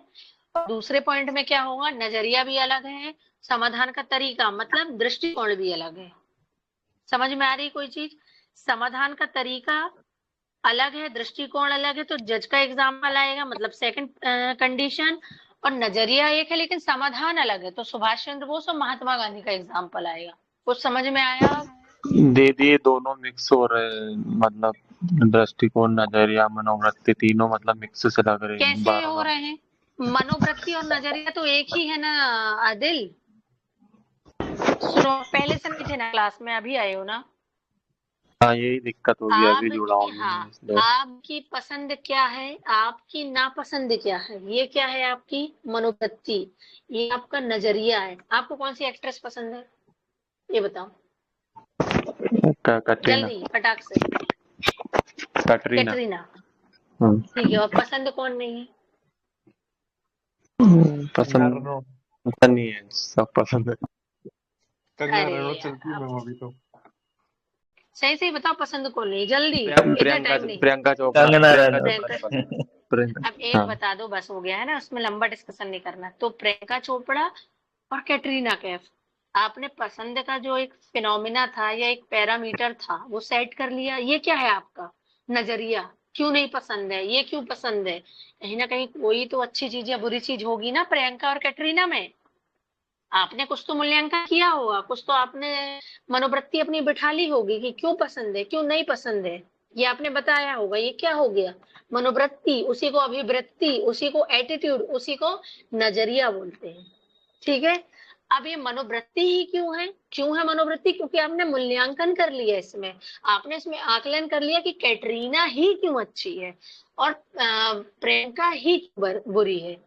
ठीक है, आपने मूल्यांकन किस आधार पर किया, आपको पहले से सब कुछ किसने सिखाया, आपके माँ बाप ने, आपके परिवार ने, आपके समाज ने और आपके दोस्तों ने, आपको शिक्षण संस्थाओं ने। ये क्या हो जाएगा आपका मनोवृत्ति। समझ गए, तो मनोवृत्ति, अभिवृत्ति, नजरिया, एटीट्यूड सेम होता है, एक ही चीज है। समझे आदिल। जी जी जी जी, आप समझ में आया। और आप जो हाँ, दृष्टिकोण का मतलब बता रहे हैं तो उसका क्या मतलब है, एक बार वो भी बता देखो, दीजिए। समस्या का या पसंद का आप जो मूल्यांकन करते हो वो है मनोवृत्ति। लेकिन समस्या के समाधान के लिए आप कोई ठोस डिसीजन लोगे, वो क्या है? दृष्टिकोण, वो है अप्रोच।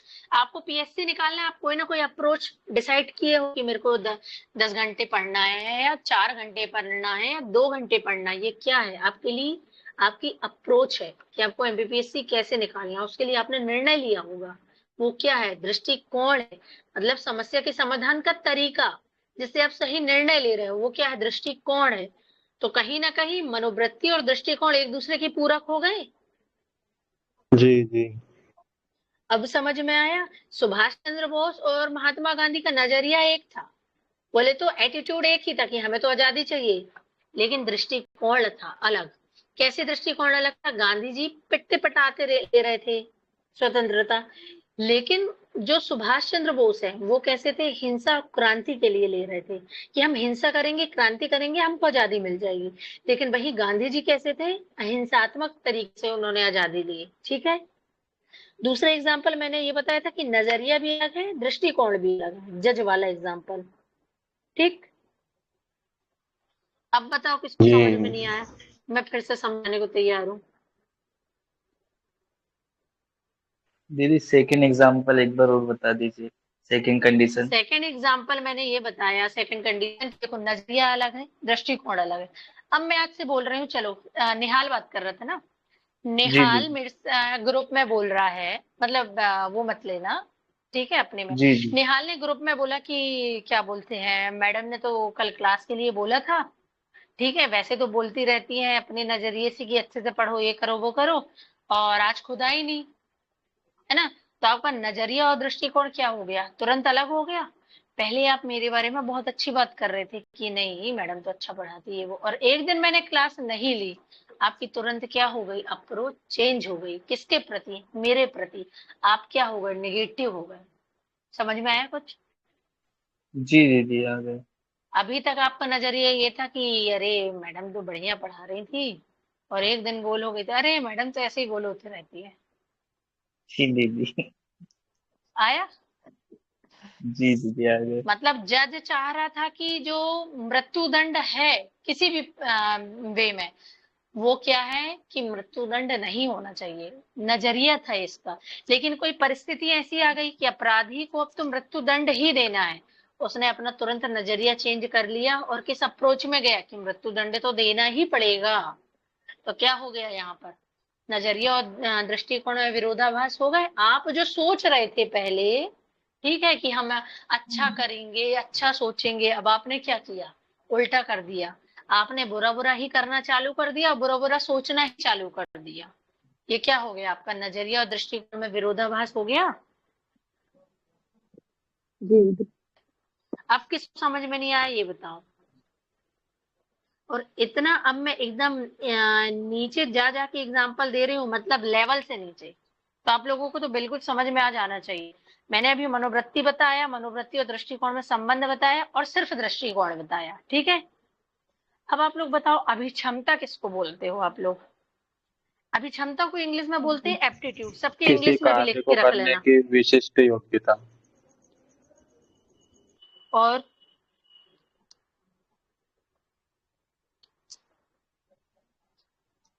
और जल्दी। मैं एक बहुत अच्छा एग्जांपल दूंगी फिर आपको, एक क्रिकेटर का। गुणों को प्राप्त करने की विशेष क्षमता या सीखने की प्रवृत्ति या अनुसरण करने की प्रवृत्ति। या फिर नहीं। देखा जाए और तो किसी दीदी एक और बोलूं मन क्या से मैं? हाँ हाँ बोल दो। चाहे जितने किसी बोल सकते हो आदिल। किसी क्षेत्र विशेष में सफलतापूर्वक कार्य करने हेतु विशिष्ट योग्यता। कुछ हद तक ठीक है। और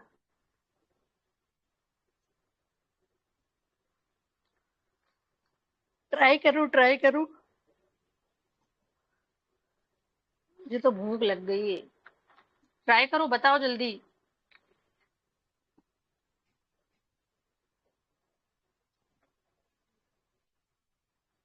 नहीं बता रहे? नहीं चलो मैं दीदी। बता रही हूँ।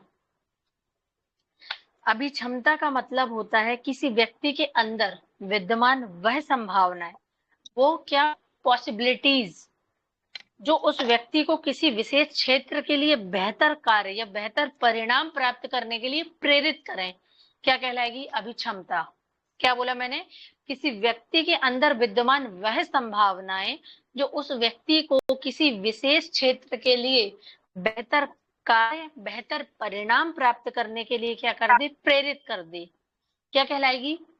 अभिक्षमता। अब सोचो, दीदी एग्जाम्पल इसमें सचिन तेंदुलकर का देखो। हाँ बोलो।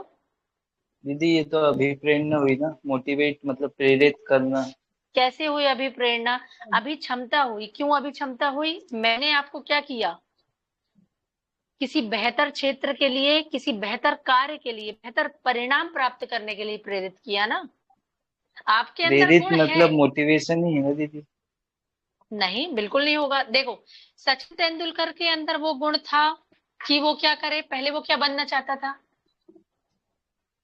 बॉलर। क्या पता। बॉलर बनना चाह रहा था। हाँ, पता है सचिन तेंदुलकर की कहानी किसी को कि नहीं? नहीं पता। फास्ट बॉलर बनना चाह रहा था। फास्ट बॉलर बनना चाह रहा था, लेकिन वो क्या हो रहा था? कंटिन्यू असफल हो रहा था। क्यों? थोड़ी तो उसकी हाइट भी छोटी है, ठीक है, लेकिन उसका जो कोच था, ये एकदम मैं रियल घटना बता रही हूँ आप लोगों को, फेक नहीं रही हूँ कुछ भी। उनके जो कोच थे, उन्होंने सचिन तेंदुलकर के अंदर ऐसी क्षमता या ऐसी योग्यताएं, या बोले तो ऐसी एक गुण देखे, ऐसे गुण देखे कि अगर इस खिलाड़ी को थोड़ा सा क्या दे दिया जाए, क्या बोलते हैं उसको, कोचिंग, ट्रेनिंग, तो ये बेहतर बैट्समैन बन के उभरेगा। लेकिन वो अपने कोच से चाहते थे कि मुझे बॉलिंग की ट्रेनिंग मिले, लेकिन उनके जो कोच ने उनको क्या, किसकी ट्रेनिंग दी? फास्ट बॉलर की, कि तुम एक दिन इंडिया के फास्ट बॉलर, वो फास्ट बैट्समैन बनोगे। क्या बोलते हैं, क्रिकेट का मुझे तो समझ में नहीं आता, लेकिन बैट्समैन बनोगे। तो उन्होंने क्या किया, उनके अंदर वो देख ली क्या? अभिक्षमता। उनके अंदर देख ली क्या? वो गुण कि सामने वाले के अंदर ये प्रतिभा है, अगर इसको थोड़ा सा पुश कर दिया जाए तो ये बहुत अच्छे से निखरेगा।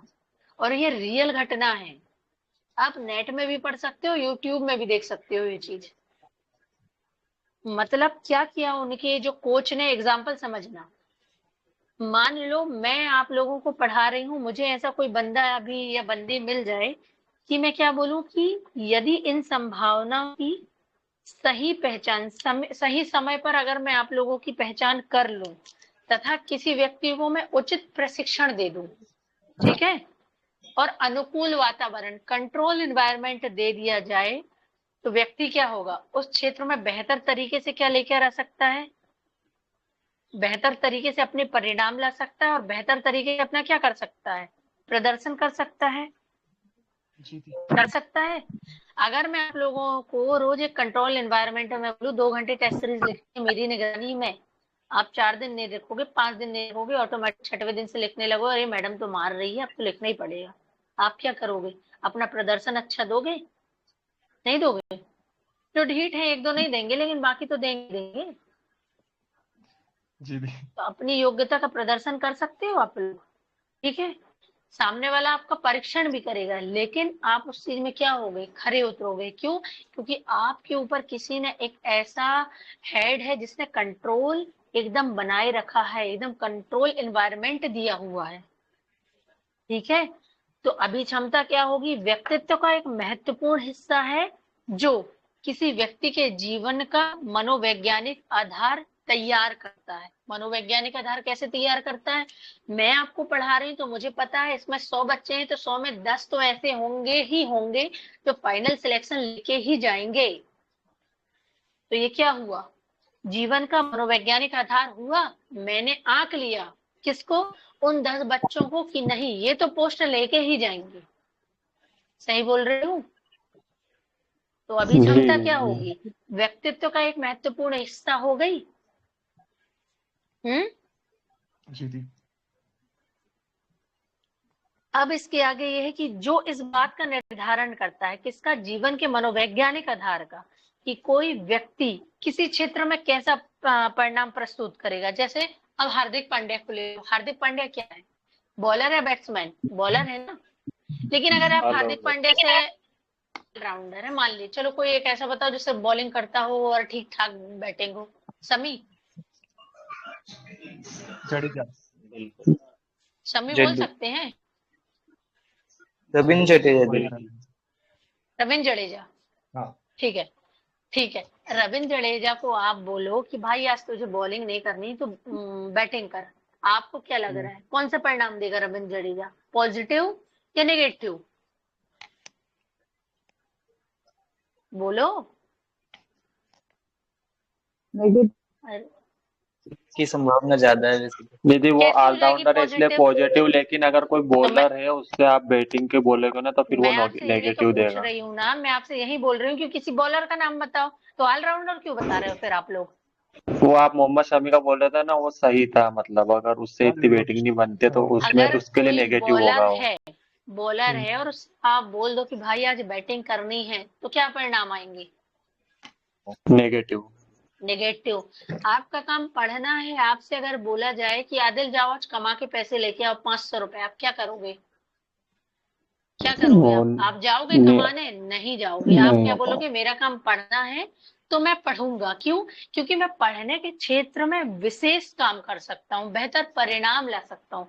क्षमता का मतलब वही होगा कि आपके अंदर गुण क्या है पढ़ने का, लेकिन मैं समझ गई कि ये बंदा पढ़ सकता है अच्छे से, तो मैं इसको क्या दे दूं, एक कंट्रोल एनवायरनमेंट दे दूं।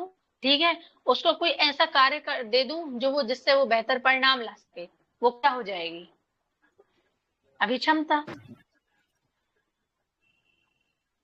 जी।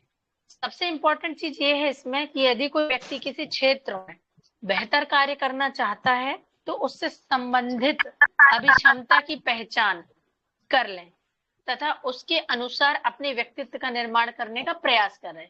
मतलब आप अगर पहचान गए कि हमारी जो क्षमता है हम पीएससी निकाल सकते हैं, ये हमारे अंडर में, तो आपने क्या कर ली, अपनी अभिक्षमता की पहचान कर ली। अब आप उसके हिसाब से क्या कर रहे हो, अपना कार्य कर रहे हो, अपने आप के व्यक्तित्व का क्या कर रहे हो, निर्माण कर रहे हो, उसके लिए प्रयासरत हो गए।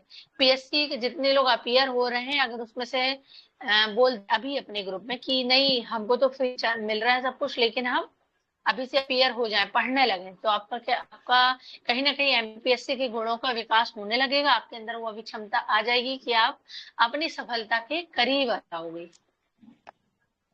आ जाओगे? जी। दीदी ये अभिक्षमता का गुण मतलब नेचुरल रहता है, फिर मतलब नेचुरल तो रहता बिल्कुल। ही है, लेकिन इसको हाँ, अलग नेचुरल से ट्रेन करके फिर ट्रेंड डेवलप करके भी अलग से कर सकते और बेहतर किया जा सकता है, और हैं। बेहतर। जी जी जी जी। देखो, अभी क्षमता जो होती है ना आपकी इनबिल्ट होती है। ठीक है, जैसे कईयों को गाना सुनना बहुत पसंद है तो है, अब कोई सिंगर उसको अपनी निगरानी में और अच्छा सिखाए तो वो क्या हो जाएगा, बेहतर परिणाम ले आए। ठीक है, लेकिन कोई सिंगर है और आप उसको कुछ और चीजें सिखा रहे हो बाहरी वातावरण में, वो कुछ समय के लिए तो सीख जाएगा, लेकिन कुछ समय बाद जो उसकी अभिक्षमता थी प्राकृतिक, वो उजागर हो जाएगी, और जो बाहरी वातावरण से उसने कुछ सीखा था वो क्या हो जाएगा, मंद हो जाएगा। ठीक है, जैसे मतलब दीदी अब क्षमता। एग्जाम्पल हाँ हाँ हाँ, मैं बोलो देना बोलो। चाहूंगी कि मतलब मैंने देखा है, मेरे कजिन है तो उसको उसके घर वाले चाहते थे कि तुम मतलब सीए की तैयारी करो और तुम एग्जाम हम्म दो, तो वो चाहता है, वो सीए की तैयारी कर रहा था, उसने 4-5 अटेम्प्ट दे दिए, उससे नहीं हो रहा क्योंकि उससे पढ़ाई हो ही नहीं रही, उसको पता है। पर वो और कोई कैसे खेल में अच्छा है, जैसे वेट लिफ्टिंग वो करता है, तो वो हाँ उधर ही मतलब अच्छे से कर रहा है, तो ये भी तो हो गया हाँ, ना एक चीज में मतलब। बिल्कुल बिल्कुल, क्यों नहीं हो गया? कहने का कि मतलब ये जैसे है कि जो उसका अभी, हाँ बोलो बोलो। उसकी अभी क्षमता ही प्लेइंग में है, मतलब खेल कूद में है, और उसका मन लगता ही नहीं है पढ़ाई तो में, उसको वही तो चीज वो कराओ। चीज वही चीज कराओ, उसका इंटरेस्ट ही उसी चीज में है, मतलब ऐसा समझ सकते हैं ना। हम्म, ठीक है। कहने का मतलब ये है कि अभिक्षमता वो चीज है किसी व्यक्ति में विद्यमान संभावनाओं की बात करेगा कि इस बंदे के अंदर ये पॉसिबिलिटी है, अगर इसको थोड़ा सा पुश कर दिया जाए, इसको एनवायरमेंट दिया जाए तो कुछ बहुत बेहतर परिणाम ले आएगा। ठीक है, मतलब जी जी। अभिक्षमता है व्यक्तित्व के आयाम व्यक्तित्व का क्या है, आयाम है, या व्यक्तित्व के आयाम की बात करता है कौन, अभिक्षमता। देखो अब अभिक्षमता जन्मजात भी हो सकती है, मतलब नेचुरल भी हो सकती है, या इसे समाजीकरण के माध्यम से, एनफोर्समेंट, फोर्स करके भी क्या किया जा सकता है, विकसित किया जा सकता है। ठीक है, अभी आदिल अपन यही बात कर रहे थे कि ये नेचुरल भी हो सकती है, लेकिन इसको फोर्स, बाहरी वातावरण से हम क्या कर सकते हैं, इसको विकसित भी कर सकते हैं। ठीक है, आप मुझे बताओ ज्ञान क्या होता है, नॉलेज। रिकॉर्डिंग ऑन है अर्पित? हाँ दी। हाँ, ज्ञान क्या होता है? किसी भी विषय वस्तु के समस्त पक्षों के बारे में जानकारी ग्रहण करना। ठीक है, यह सूचनाओं का संग्रह है ना। ठीक है, और कोई नॉलेज क्या है? अनुभवों का समुच्चय है दीदी ज्ञान। ठीक है, और कोई?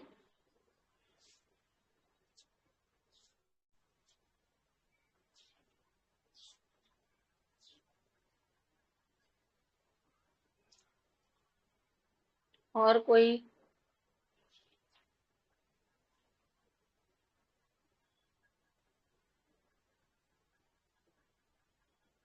जल्दी बताओ,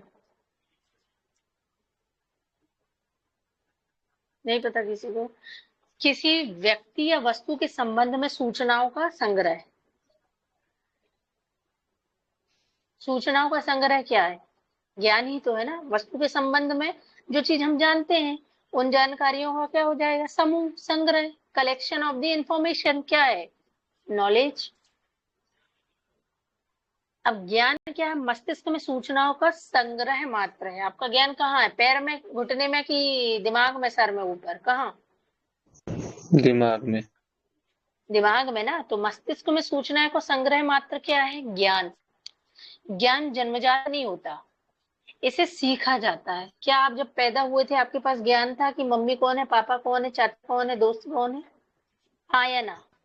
नहीं। और जो भी अगर ये बोल रहा है कि हाँ हमको पता था, तो वो मतलब अश्वत्थामा है। ज्ञान जन्मजात नहीं होता, इसको सिर्फ सीखा जाता है। कैसे सीखा जाएगा, समाजीकरण के द्वारा, परिवार के द्वारा, समाज के द्वारा, मम्मी पापा के द्वारा। क्या अच्छा है क्या बुरा है, ये सब क्या आएगा, ज्ञान से आएगा। ठीक है, तो अभिक्षमता और ज्ञान भी पूछा जा सकता है कि अभिक्षमता और ज्ञान को बताइए। तो आप ये 3 पॉइंट लिख दोगे दोनों में, जो अभी मैंने बताए। जी जी। अब बताओ नैतिकता क्या होती है?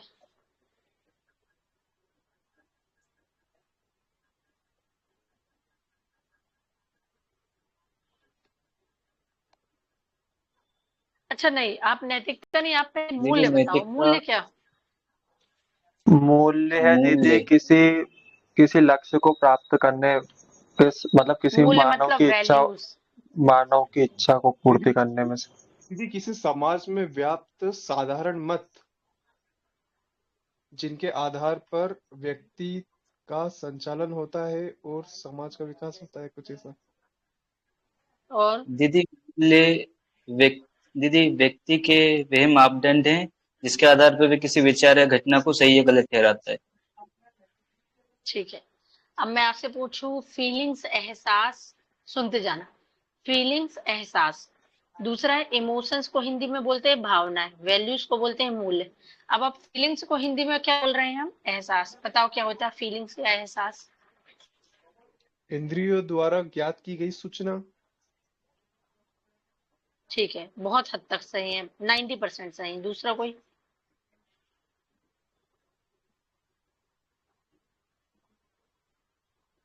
अरे मेंटल स्टेबिलिटी क्या है, एहसास है, फीलिंग है। कोई व्यक्ति पागल है, लेकिन उनके उसके अंदर क्या है, रोने का गुण है।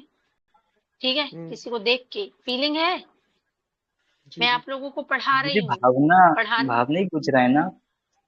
भाई फीलिंग मतलब एहसास, इमोशंस मतलब भावनाएं, दोनों अलग अलग जी चीज है। जी। वही मैं इंग्लिश हिंदी दोनों बता रही हूँ कि फीलिंग्स मतलब एहसास होता है हिंदी में। ठीक है, मैं आप लोगों को पढ़ा रही हूँ। ये कहीं ना कहीं पढ़ाने का जो गुण है, टीचिंग की जो फीलिंग है, ये क्या है, एहसास है। कहने का मतलब ये है कि यह व्यक्ति की मानसिक अवस्था है। कैसी?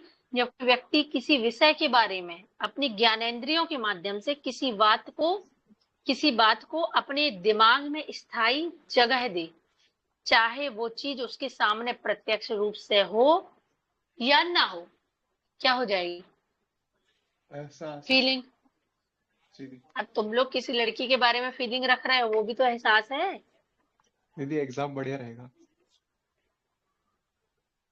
फीलिंग है। जी दी। व्यक्ति की वह मानसिक अवस्था जब कोई व्यक्ति किसी व्यक्ति के बारे में अपनी ज्ञानेंद्रियों के माध्यम से किसी बात को अपने दिमाग में स्थायी जगह दे दे।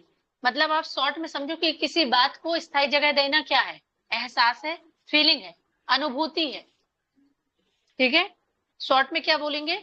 किसी भी बात को अपनी ज्ञानेंद्रियों के माध्यम से किसी भी बात को अपने दिमाग में स्थायी जगह देना, फीलिंग, एहसास है, चाहे वो हमारे सामने हो प्रत्यक्ष या ना हो। अंडरस्टूड? जी दी। आगे बढ़े। जी दी। अब इमोशंस या भावनाएं क्या है? फीलिंग्स मैंने क्या बताया कि स्थायी जगह दे देना, क्या हो जाएगी? फीलिंग्स या एहसास। अब इमोशंस या भावनाएं क्या है?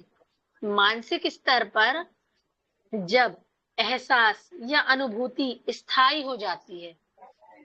मानसिक स्तर पर अभी हम एहसास में क्या पढ़ रहे थे? हमारी ज्ञानेंद्रियों के माध्यम से किसी बात को अपने दिमाग में स्थायी जगह देना। अब हम क्या पढ़ रहे हैं भावनाएं में कि मानसिक स्तर पर जब एहसास क्या हो जाए? स्थायी हो जाए। अभी हम वहां पर मानसिक अवस्था के बारे में पढ़ रहे थे कि कोई अवस्था कैसी हो कि व्यक्ति किसी विषय के बारे में अपनी ज्ञानेंद्रियों के माध्यम से अपने दिमाग में स्थायी जगह दे। ठीक है, चाहे वो सामने हो या ना हो, क्या कहलाएगी? फीलिंग्स या एहसास। अब हम पढ़ रहे हैं इमोशन या भावनाएं क्या कि मानसिक स्तर पर जब हमारी अनुभूति या एहसास स्थायी हो जाता है, ज्यादा स्थायी हो जाता है मानसिक स्तर पर, तो उसे हम क्या कहते हैं? भावनाएं कहते हैं। ठीक है, भावनाएं कैसी होती? टारगेटेड वे में होती कि नहीं अब तो ये एक बार फिक्स हो गया, अब तो पीएससी निकालना है, ये मेंटल लेवल में चला गया, अब तो पीएससी निकालना मतलब निकालना ही है। ये क्या हो जाएगी? हमारी भावना। ठीक है, हाँ दी। तीनों एक साथ चलते हैं, फीलिंग, इमोशंस, वैल्यूज, एहसास, भावना, मूल्य। अब मूल्य क्या होंगे? मूल्य क्या हो जाएंगे? जब भावनाएं स्थायी होकर, अभी एहसास बस क्या पढ़े थे हमने? व्यक्ति की मानसिक अवस्था जो क्या कर लेगी? हमारे दिमाग में स्थायी हो जाएगी। फिर हमने भावना क्या पढ़ी थी कि मानसिक स्तर पर जब क्या हो जाए? एहसास ज्यादा स्थिर हो जाए तो वो हो जाएगी भावना। अब वैल्यू में क्या हो जाएगा कि जब भावनाएं ज्यादा स्थायी होकर किसी विशेष उद्देश्य की पूर्ति में लग जाती है, तब वह क्या होता है? मूल्य होता है। तीनों एक दूसरे के पूरक हैं। हाँ दी। जब भावनाएं ज्यादा स्थायी होकर किसी विशेष उद्देश्य की पूर्ति में लग जाए उसको वैल्यू या मूल्य कहते हैं। अब बताओ मैंने क्या बताया तीनों में? देखते हैं कौन बता पाता है, कितने किसने कैच किया है। ये सब आना है पेपर में आदिल, ये मत समझना कि कुछ दीदी नहीं ऐसा आना। जी दीदी। दीदी ये एहसास आपने वो होता है जो एहसास ज्ञानेंद्रियों द्वारा प्राप्त जानकारी जो मस्तिष्क में को प्राप्त होती है, और भावना वो चीज होती है जो एहसास मस्तिष्क में एहसास ज्यादा स्थायी स्थायी हो तौर जाए। पर न कर जाए। हाँ। और फिर उसके बाद जो मूल्य वो होते हैं कि स्थायी भावनाएं किसी लक्ष्य को प्राप्त करने में जुट जाए, लग जाती। लग जाती है। जुट जाए। अब चलो आप लोगों का एग्जाम्पल लेते हैं। ठीक है, आदिल का। आदिल की फीलिंग ये कहती है कि ज्ञानेंद्रिय है मेरे दिमाग में ये चल रहा है कि पीसी जो है इस बार निकल जाना चाहिए। ठीक है, सिर्फ अभी क्या बोल रही है? आदिल की फीलिंग बोल रही है। लेकिन आदिल की इमोशंस, भावनाएं इतनी हावी हो गई है मानसिक स्तर में कि वो स्थायी हो गई कि नहीं, मुझे ना किसी दोस्त से मिलना है, ना स्कूल में किसी से बात करनी है, कुछ नहीं करना, मुझे सिर्फ पढ़ना। क्या हो गई? भावनाएं हो गई। भावना। लेकिन आदिल के जो मूल्य हैं वो ये बोल रहे हैं कि नहीं भैया, अब तो कुछ हो जाए, अब तो लड़ना है, करना है, चाहे मरना है, लेकिन पढ़ना है और पीएससी निकालना है। ये क्या हो गया? और ज्यादा स्थायी हो गया। आप किसी उद्देश्य के लिए एकदम जुट गए, नहीं अब तो करना ही है, नहीं तो अब तो या तो आर या तो पार। क्या होगा? ये मूल्य हो गए। मूल्य। समझ में आया? जी दीदी आ गया। और ऐसा कोई जिसको समझ में ना आया हो?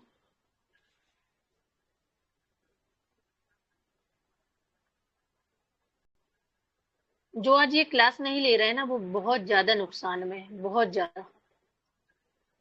दीदी, हम्म। इस वाले मूल्य में और जो परंपराओं से आता है मूल्य, उसमें क्या डिफरेंस हो जाएगा कुछ? कौन सा इस वाले मूल्य और जो परंपरा और जो संस्कृति से प्राप्त मूल्य होते हैं, हाँ हाँ, उसमें वो डिफरेंस। मूल्य हमारे एथिक्स, मोरालिटी और रीति रिवाज ये सबको बताते हैं, कहीं ना कहीं इसी से रिलेटेड है। लेकिन कुछ हद तक थोड़ा बहुत 5 से 10% ऊपर नीचे होते हैं, बाकी है वही। अभी मैं आपको मूल्य बता रही हूँ अच्छे से। अब देखो, मैंने आपको क्या बताया, मूल्य क्या हो जाएंगे, जब भावनाएं बहुत ज्यादा स्थायी हो जाए किसी विशेष उद्देश्य के लिए। ठीक है, मतलब मैं इसको ये बोल सकती हूँ क्या कि किसी व्यक्ति की भावनाओं की अभिव्यक्ति, हाँ। भावनाएं ही तो ज्यादा स्थायी होकर वैल्यू बन रही है ना। तो किसी की जो भावना है, ठीक है, वो किसी विशेष उद्देश्य के लिए क्या हो गई, अभिव्यक्त हो गई। आपने बता हम्म। दिया कि नहीं, अब तो पीएससी है जो है, इसी में जुटे हैं, अब तो कुछ हो जाएगा, क्या हो गया, ये वैल्यू हो गई। अब इसको जी गांधी जी। जी से रिलेट करो या सुभाष चंद्र बोस से रिलेट करो या भगत सिंह से रिलेट करो। ठीक है, गांधी जी चाहते थे कि अहिंसा की भावना आए और उसी की अभिव्यक्ति हो और देश आजाद हो। भगत सिंह चाहते थे कि नहीं, बमबारी करना पड़े, बस लूटना पड़े, ट्रेन लूटना पड़े, रेलवे का परिवहन खत्म करना पड़े, लेकिन आजादी चाहिए और ये उसकी अभिव्यक्ति है। दीदी, उनका एक ठीक। कथन भी ऐसा है कि मतलब कि जब भी मैं कलम से कुछ लिखना चाहूँ तो इनकलाब लिखा जाता है। हाँ, या सुभाष चंद्र बोस की अभिव्यक्ति देखें, मूल्य देखें, तो हिंसा हो चाहे क्रांति हो, लेकिन अभिव्यक्ति होनी चाहिए और आजादी मिलनी चाहिए। रिलेट कर सकते हो गांधी जी से, सुभाष चंद्र बोस से, या किसी भी थर्ड पर्सन से, कि जी गांधी जी। जी ने अहिंसा की भावना और उनकी अभिव्यक्ति की। ठीक है, अब दूसरा एग्जांपल ऐसे ले सकते हो कि मान लो कोई व्यक्ति है, उसके अंदर क्या होती है, भावनाएं हैं, भावनाएं सबके अंदर है। ठीक है, अच्छी बुरी सबके अंदर होती है, लेकिन प्रत्येक भावना जो है वो मूल्य में कभी नहीं बदलती। ठीक है, अब आप खुद बताओ, आपके अंदर हजारों लाखों भावनाएं विचार आते हैं, क्या सब आपके लिए इम्पोर्टेंट है? खुद बताओ, अभी आपके दिमाग में इंस्टेंटली क्या चल रहा है, कोई भी जल्दी से बताओ, फटाक से बताया करो, आप लोग बहुत लेट रिप्लाई दीदी, देते हो। थिएटर। थिएटर, तो क्या आप हाँ। थिएटर अभी जा सकते हो? अभी तो नहीं जा सकता मैं। नहीं जा सकते, कहने का हम्म। मतलब क्या है कि हर भावना मूल्य में नहीं बदलती। ठीक है, क्यों? क्योंकि थिएटर से आपका कोई बहुत ज्यादा उद्देश्य जो है, लक्ष्य, वो सिद्ध नहीं हो रहा, लेकिन आपका मन नहीं कर रहा पढ़ने का, ये आपकी भावना नहीं है, लेकिन आप पढ़ रहे हो। क्यों? क्योंकि आपको पता है कहीं ना कहीं आपके सबकॉन्शियस माइंड को कि भैया पढ़ लो, ये विशेष उद्देश्य है, इससे कुछ ना कुछ तो हमारा फायदा होगा ही। ये क्या हो जाएगा, मूल्य। जो भावनाएं मूल्य में नहीं बदल पाती, कहीं ना कहीं वो भावनाएं कैसी थी, उनका कोई अर्थ नहीं था, उनका कोई मीनिंग नहीं थी, इसलिए तो वो मूल्य नहीं बन पाई। मतलब भावनाएं हजार आ रही हैं, लेकिन हर भावना क्या नहीं हो रही है, मूल्य में परिवर्तित नहीं हो रही। ठीक है, क्यों? दी। क्योंकि आपको हम्म। भी उससे फ्रूटफुल रिजल्ट क्या नहीं हो रहा, आउटपुट नहीं मिल रहा, इसलिए वो भावनाओं में नहीं बदल पा रही। मान लो आदिल को आइसक्रीम खाने जाना है, ठीक है, जा भी सकता है, लेकिन नहीं गया, उसको पता नहीं जा पाऊंगा, तो क्या हुआ, भावनाएं मूल्य में बदली क्या? नहीं बदली। प्रेरणा को आलू भट्टा नहीं खाना है, लेकिन मन तो कर रहा था आलू भट्टा खाने का, तो भावनाएं मूल्य में बदली क्या? नहीं बदली। अब दूसरी कंडीशन समझो, इसी में कुछ भावनाएं जिन्हें समाजीकरण की प्रक्रिया में क्या मिल जाए, अधिक महत्व मिल जाए, अधिक बल मिल जाए। कैसी भावनाएं? अब आपको मंदिर तो जाना है, ठीक है, लेकिन ये मूल्य नहीं था आपका कि नहीं हम नहीं जा पा रहे हैं मंदिर, लेकिन अब आपको जबरदस्ती कोई आपका दोस्त आया, बोले चल भाई आज शनिवार है, आज चलते हैं हनुमान जी के मंदिर, लेकिन आपका मन नहीं था अभी, आपकी ऐसी कोई भावना नहीं थी कि हमें जाना ही है, लेकिन आपको एक क्या मिल गया, पुशअप मिल गया, भले दोस्त के माध्यम से मिला, लेकिन समाजीकरण की प्रक्रिया तो हुई ना। क्यों? क्योंकि समाजीकरण की प्रक्रिया क्या बोलती है, जिसके अंदर क्या हो, परिवार आते हो, समाज आते हो, मित्रगण आते हो, माता पिता आते हो, वो सब क्या होती है, समाजीकरण की प्रक्रिया होती है। अब उस भावना को क्या मिलेगा, बल मिल गया कि नहीं मंदिर तो जाना चाहिए, तो ये भावना क्या हो गई आपकी, मूल्य में बदल गई। हम्म। भले ये प्राकृतिक भावना थी लेकिन मूल्य में तो बदल गई ना। जी दी। समझ में आ रहा है, दिमाग में कुछ जा रहा है या नहीं जा रहा है, कि मुझे ही बस सब कुछ समझ में आ रहा है? आ रहा है दीदी। दीदी जा रहा है रीस रीस के। अब आ रहा है। तीसरी स्थिति समझो कि मूल्य क्या करेंगे। आपको मूल्य का मैंने क्या बताया कि जब भावना बहुत ज्यादा स्थिर हो जाए और किसी विशेष उद्देश्य लक्ष्य की प्राप्ति के लिए जुट जाए तो क्या हो जाएगा मूल्य। तो मूल्य कहीं ना कहीं आप लोगों को एमपीपीएससी की तैयारी करना है लेकिन आप जुट गए हो, तो मूल्य क्या कर रहे हैं, आपको डायरेक्शन दे रहे हैं, भाई एथिक्स पढ़ लो, पॉलिटी पढ़ लो, पॉलिटी में ये आ सकता है, पॉलिटी में ये नहीं आ सकता। आप किसी को डायरेक्शन देते हो ना कि भाई ये तो आज इस बार आएगा ही आएगा, पिछले बार भी आएगा, तो आप क्या कर रहे हो, दिशा निर्देश दे रहे हो। एग्जैक्टली काम यही मूल्य का है कि मूल्य व्यक्तियों को क्या बोल देंगे, दिशा निर्देश देंगे। दिशा निर्देश। ठीक है, मतलब उचित और अनुचित, सही और गलत के बीच ज्ञान देने का काम कौन कर रहा है, मूल्य कर रहे हैं। मूल्य। ठीक है, जब आपको ज्ञान मिलता है तो आपको पहले ही पता चल जाता है कि ज्ञान अच्छा मिल रहा है कि बुरा मिल रहा है। वो किसके थ्रू पता चलता है, मूल्य के थ्रू। और मूल्य क्या होते हैं, एक तरीके से हम आपको ये मान लें कि मूल्य कहीं ना कहीं किसी भी व्यक्ति या परिवार समाजीकरण की प्रक्रिया में दिए गए क्या है, आदर्श हैं, वही तो मूल्य है। और मूल्य क्या है, तीनों पॉइंट समझ में आए मैंने क्या बोला। और इसके ऊपर जो मैंने फीलिंग्स, एहसास, भावना, इमोशंस, वैल्यूज, मूल्य बताए, वो समझ में आए या नहीं आए। जी दीदी आ गया। और कोई जिसको नहीं आया हो बताओ।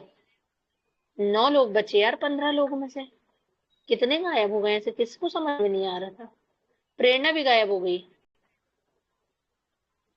पढ़ना लिखना नहीं है लोगों को। दीदी भूख लग गई होगी उनको, भट्टे ने इनकी याद दिला देना, भट्टे आलू की। कुछ लोग तो ऐसे हैं जो आ रहे हैं और जा रहे हैं, मतलब ये बता रहे हैं कि हम हैं। बहुत अच्छी बात है, अब रिजल्ट आप लोग खुद जानते हो क्या होगा आप लोगों का।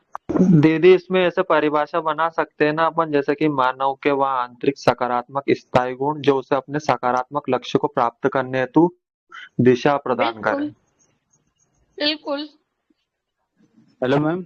मैंने, हाँ मैं अपने घर पे नहीं हूँ, मैं अपने मामा जी के यहाँ हूँ, तो इस कारण मैं मतलब कुछ मटेरियल नहीं है, इसलिए मैं ओनली क्लास ले रहा हूँ। मटेरियल की कोई जरूरत नहीं है, आप सुन लो, सब मिल जाएगा आपको मटेरियल। जितने ऑनलाइन पॉज करना, 1 मिनट अर्पित, क्या दी? रिकॉर्डिंग रिकॉर्डिंग पॉज करो। 1 मिनट दीदी। दीदी पोज का ऑप्शन नहीं है इसमें। अच्छा छोड़ो मत करो। जितने लोग ये सोच रहे हैं, अच्छा आप मुझे सच सच एक चीज बताओ, मैं खुद पर्सनली मेंटरशिप प्रोग्राम चला रही हूँ, लेकिन मैंने अभी तक इस ग्रुप में बात नहीं की, क्योंकि मुझे पता है अगर मैं 100-200 रुपए आप लोगों से मांगूंगी ना तो किसी से नहीं निकलना है। लेकिन सारे लोग ऑनलाइन कोर्स लेने के चक्कर में ऐसे ऐसे भागे दौड़े हो रहे हैं कि उनको ये नहीं पता कि यह फ्री क्लास में भी अच्छा डेटा मिल सकता है। ये मैं जो आप लोगों को बता रही हूँ, मेरे खुद के बताए हुए नोट्स से मैं आप लोगों को बता रही हूँ।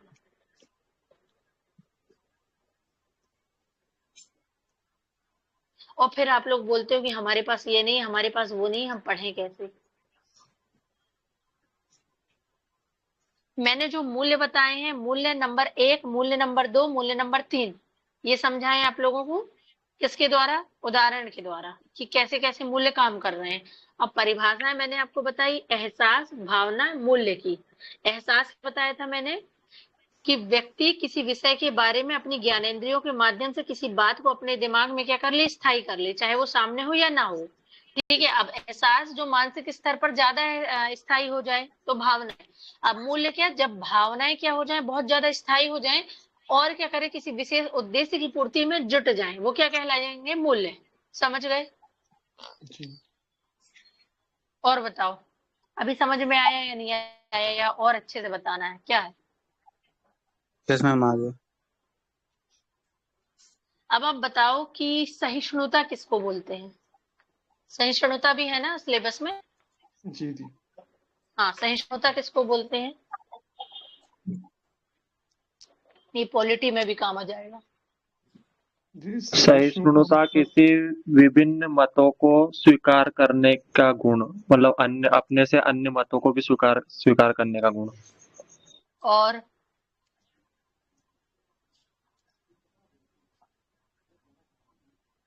देखो, सहिष्णुता का जो अर्थ है, अगर उसका संधि विच्छेद कर दें हम, जो सहन करने सहन की करने क्षमता, की क्षमता, हाँ जी।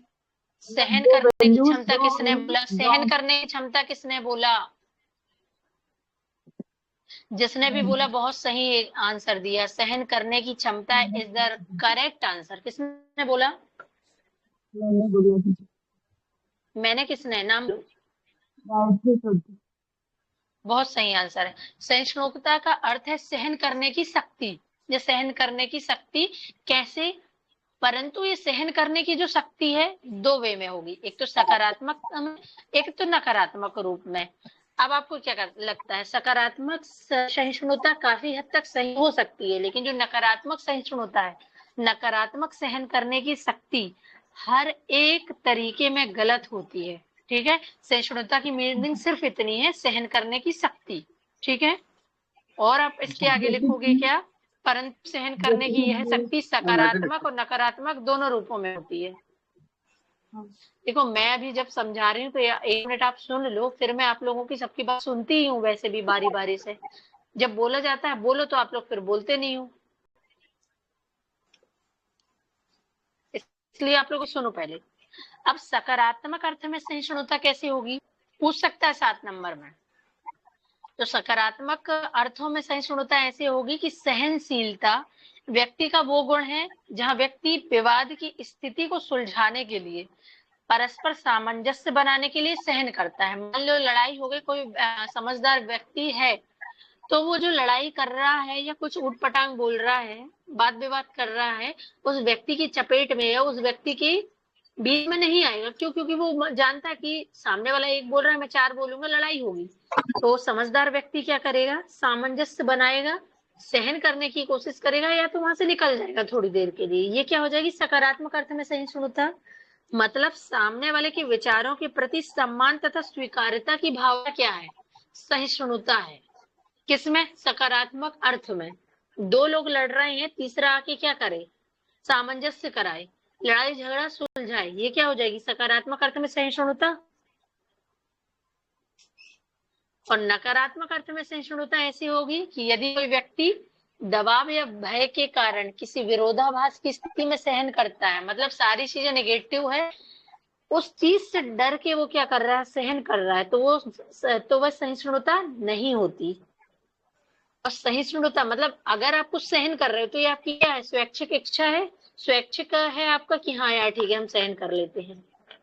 सही बोल रही हूँ मैं? जी दी। Yes ma'am. वो ये सोच रहा है कि मैं सहन कर रहा हूँ कहीं ना कहीं, मतलब ठीक है मैं कर सकता हूँ इसलिए मैं कर रहा हूँ। किसी दूसरे के द्वारा दिया गया दबाव तो सहिष्णुता नहीं हो सकती। हो सकती है क्या? हाँ या ना? मैम नहीं हो सकती। अब बताओ, क्या समझ में नहीं आया सहिष्णुता में आप लोगों को? अब बोलते चलो, एक एक जन बोलते चलो। अब क्या आया? दीदी बोलो सहिष्णुता में। सहिष्णुता दीदी किसी भी जो समस्याओं के लिए सहन करने की क्षमता है दीदी। नहीं मैम, जैसे अपने से भिन्न मत मान्यता और व्यवहारों को सहर्ष अनुमति प्रदान करना। मैम इसके मैम जैसे मैम व्यक्ति में प्रबोधक संप्रेषण के गुण होना चाहिए, मतलब सामने वाले को अच्छे से समझा सके, और जिससे मैम राष्ट्रीय एकता एवं अखंडता होती है मैम, और योजनाओं का अच्छा क्रियान्वयन होता है मैम। आप तो पॉलिटी में चले गए शक्ति। मैं आपसे एथिक्स में सहिष्णुता पूछ रही हूँ। सहिष्णुता का अर्थ सहन करना। ये 2 प्रकार की होती है, सकारात्मक और नकारात्मक। सकारात्मक में आपने हाँ, बताया कि कोई विवाद की स्थिति में जो सामंजस्य हेतु कोई सहन करता है तो उसे सकारात्मक सहिष्णुता कहते हैं, और नकारात्मक कोई डर या दबाव से जो सहन मतलब करवाता है उसको नकारात्मक सहिष्णुता कहते हैं। हाँ, और वो सहिष्णुता नहीं होगी। क्यों? क्योंकि आप किसी डर के कारण, भय के कारण कुछ सहन कर रहे हो। और कोई? दीदी सहिष्णुता सहनशीलता ही है। हाँ, सहन करने की जो शक्ति है वही सहिष्णुता है। सहन करने की शक्ति क्या होगी? सहनशीलता। और बताओ, क्यों लोग बीच बीच में कहाँ गायब हो रहे हो? प्रेरणा,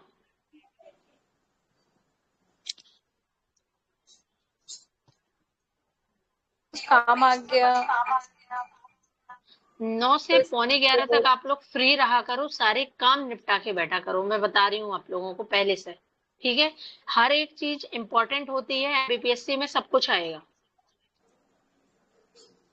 अभी से ये चीज अपने अंदर लेकर आओ, आप लोगों को सिविल सर्वेंट बनना है, ठीक है? तो आपको हर एक चीज इंपॉर्टेंट होनी चाहिए। कब? जब आपकी पढ़ाई हो रही हो, जब आपका सेशन चल रहा हो।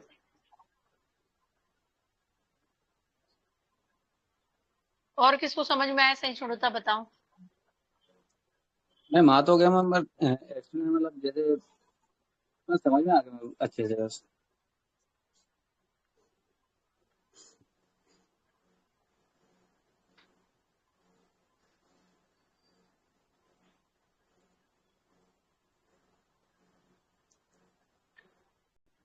अच्छा, अब देखो सहिष्णुता और यूनेस्को और सहिष्णुता की और भारत की बात की जाए तो जो शक्ति ने पॉइंट बताया था, अब वो पॉइंट यहाँ आएगा। मतभेद की स्थिति और क्या क्या बताया था शक्ति तुमने? भावनाओं के प्रति प्रबोधक सम्मान, संप्रेषण।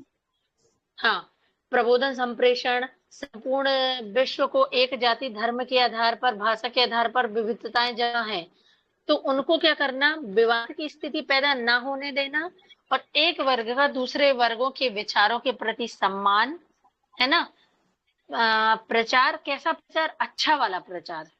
ये सब क्या हो जाएगा? सहिष्णुता हो जाएगी। जहां अच्छी चीजें होंगी वो क्या हो जाएगा? सहिष्णुता। अब भारत और यूनेस्को की सहिष्णुता अगर पूछ ली जाए तो क्या लिखोगे? भारत भारत और में कितनी बहुत, में? भारत और यूनेस्को के बीच में जो सहिष्णुता है, सहिष्णुता का मीनिंग क्या हो जाएगा यहाँ पर कि देखो, यूनेस्को आ, यूएन आएगा। हाँ, यूनेस्को या यूएन, संयुक्त राष्ट्र की बात हो रही थी यहाँ पे। यूएन भी आ जाएगा, यूनेस्को, यूनेस्को ही बोल रही हूँ मैं, यूएन भी आ अच्छा। जाएगा। अब देखो भारत ने क्या किया, भारत में बहुत सारे जाति धर्म के लोग हैं, भारत ने यूएन की जो संधि थी उसमें क्या कर लिया? साइन कर लिया।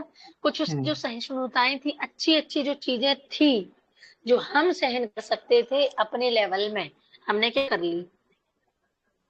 हमने क्या कर ली? स्वीकार कर उसका ली। अधिग्रहण कर लिया, हाँ।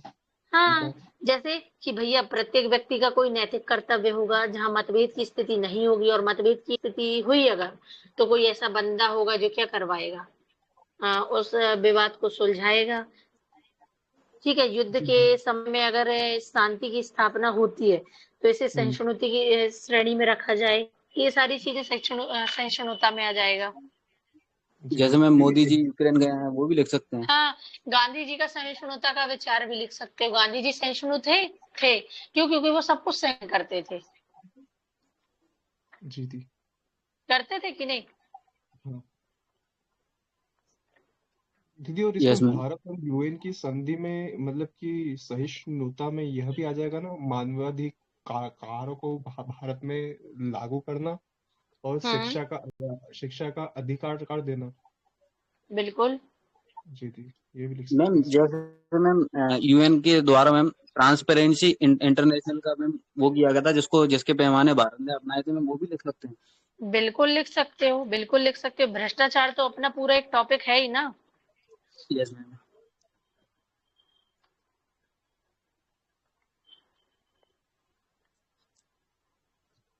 अब देखो मैं आपसे पूछ रही थी रुचि और अभिक्षमता, किसी ने मुझसे पूछा था, बताओ रुचि क्या होती है? अभिक्षमता मैं आपको बता चुकी हूँ क्या है। दीदी व्यक्ति के रुचि। अंदर वो सारी हाँ। संभावनाएं जो आप क्या कर सकते हैं, बेहतर परिणाम प्राप्त करने के लिए कर हम्म। सकते हैं। अब रुचि बताओ, अब क्या होगा? रुचि का रु, अर्थ क्या है? रुचि का मतलब दीदी ये हो सकता है कि आपके पास विकल्प उपलब्ध हो, उसमें से किसी एक चीज को चुनने की प्रवृत्ति। एग्जैक्टली, एकदम करेक्ट आंसर। और जैसे कोई? इसमें इच्छा अनुसार भी ऐड कर सकते हैं मैम, जैसे अपने इच्छा अनुसार किसी कार्य को करने की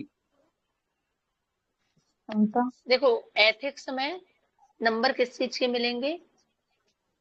सही लैंग्वेज यूज करने के, उसको सटीकता से जमा के लिखने के। ठीक है, तो आप ऐसी लैंग्वेज में मुझे आंसर बताओ रुचि में, जिसमें मैं आपसे बोलूं कि हाँ एकदम सही है, लिख सकते हो।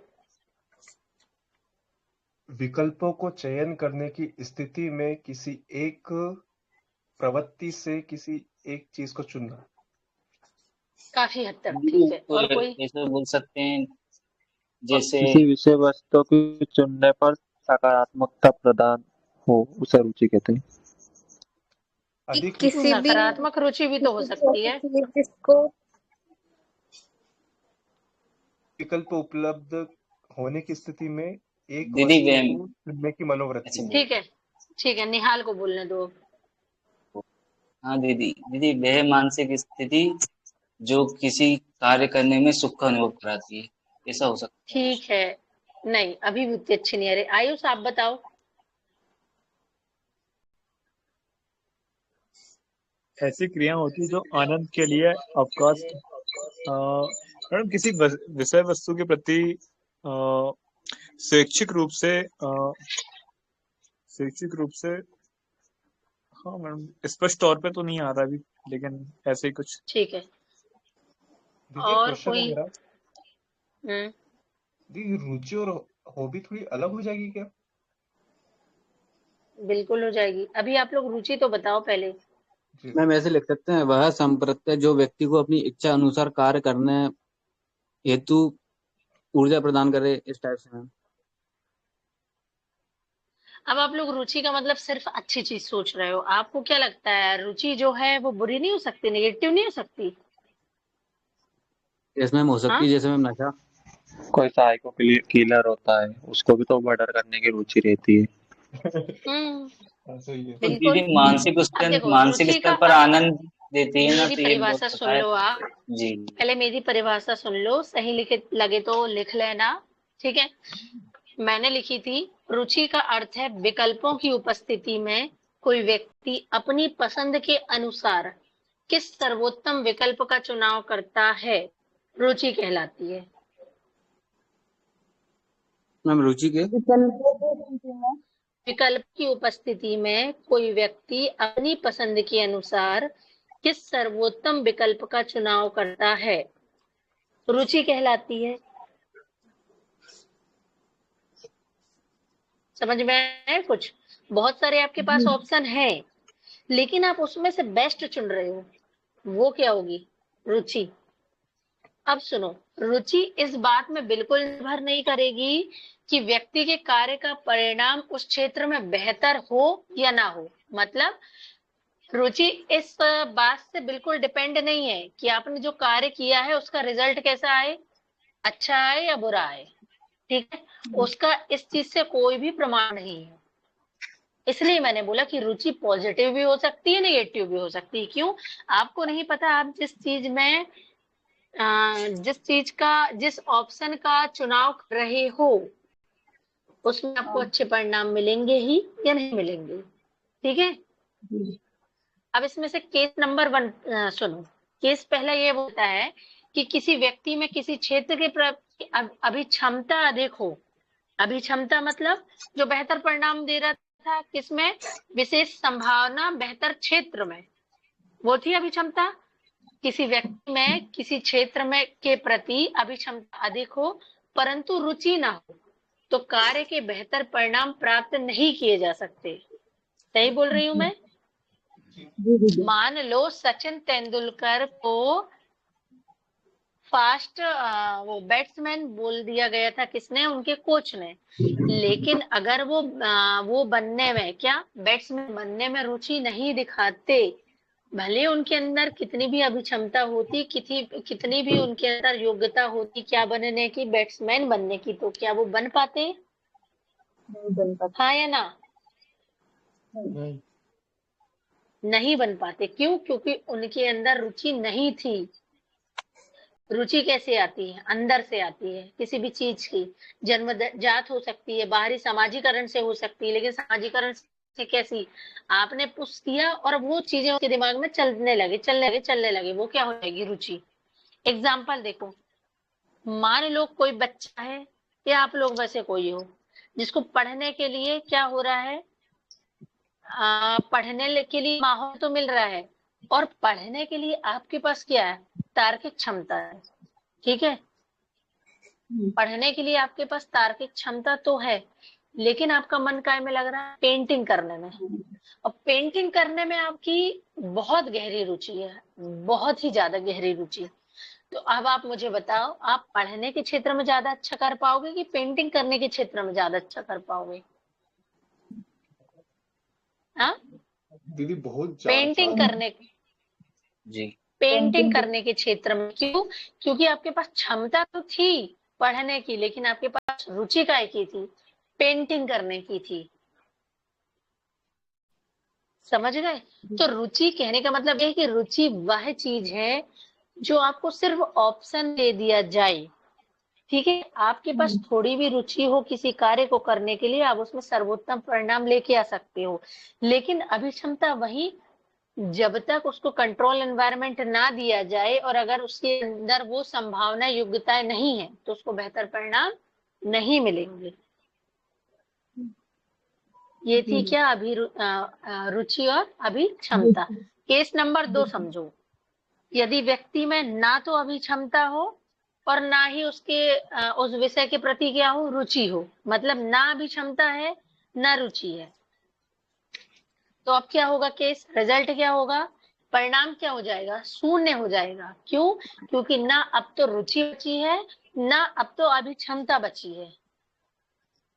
तो व्यक्ति अपने उस क्षेत्र के प्रति, ना पढ़ने के प्रति ना पेंटिंग करने के प्रति जस्टिस कर पाएगा क्या? नहीं कर नहीं। पाएगा। क्यों? ना तो अब उसके पास इतने ऑप्शंस हैं कि वो अपनी रुचि को विकसित कर पाए, ना उसके पास ऐसा कोई कंट्रोल एनवायरनमेंट है कि वो अपनी अभिक्षमता को उजागर कर पाए। समझ गए? जी। जैसे कुछ लोग होते हैं इतने भोंदू, ना उनको पढ़ते बनता ना लिखते बनता, ना उनके अंदर अभी क्षमता है ना उनके अंदर अभिरुचि है, क्या वो एमबीबीएस से निकल पाएंगे?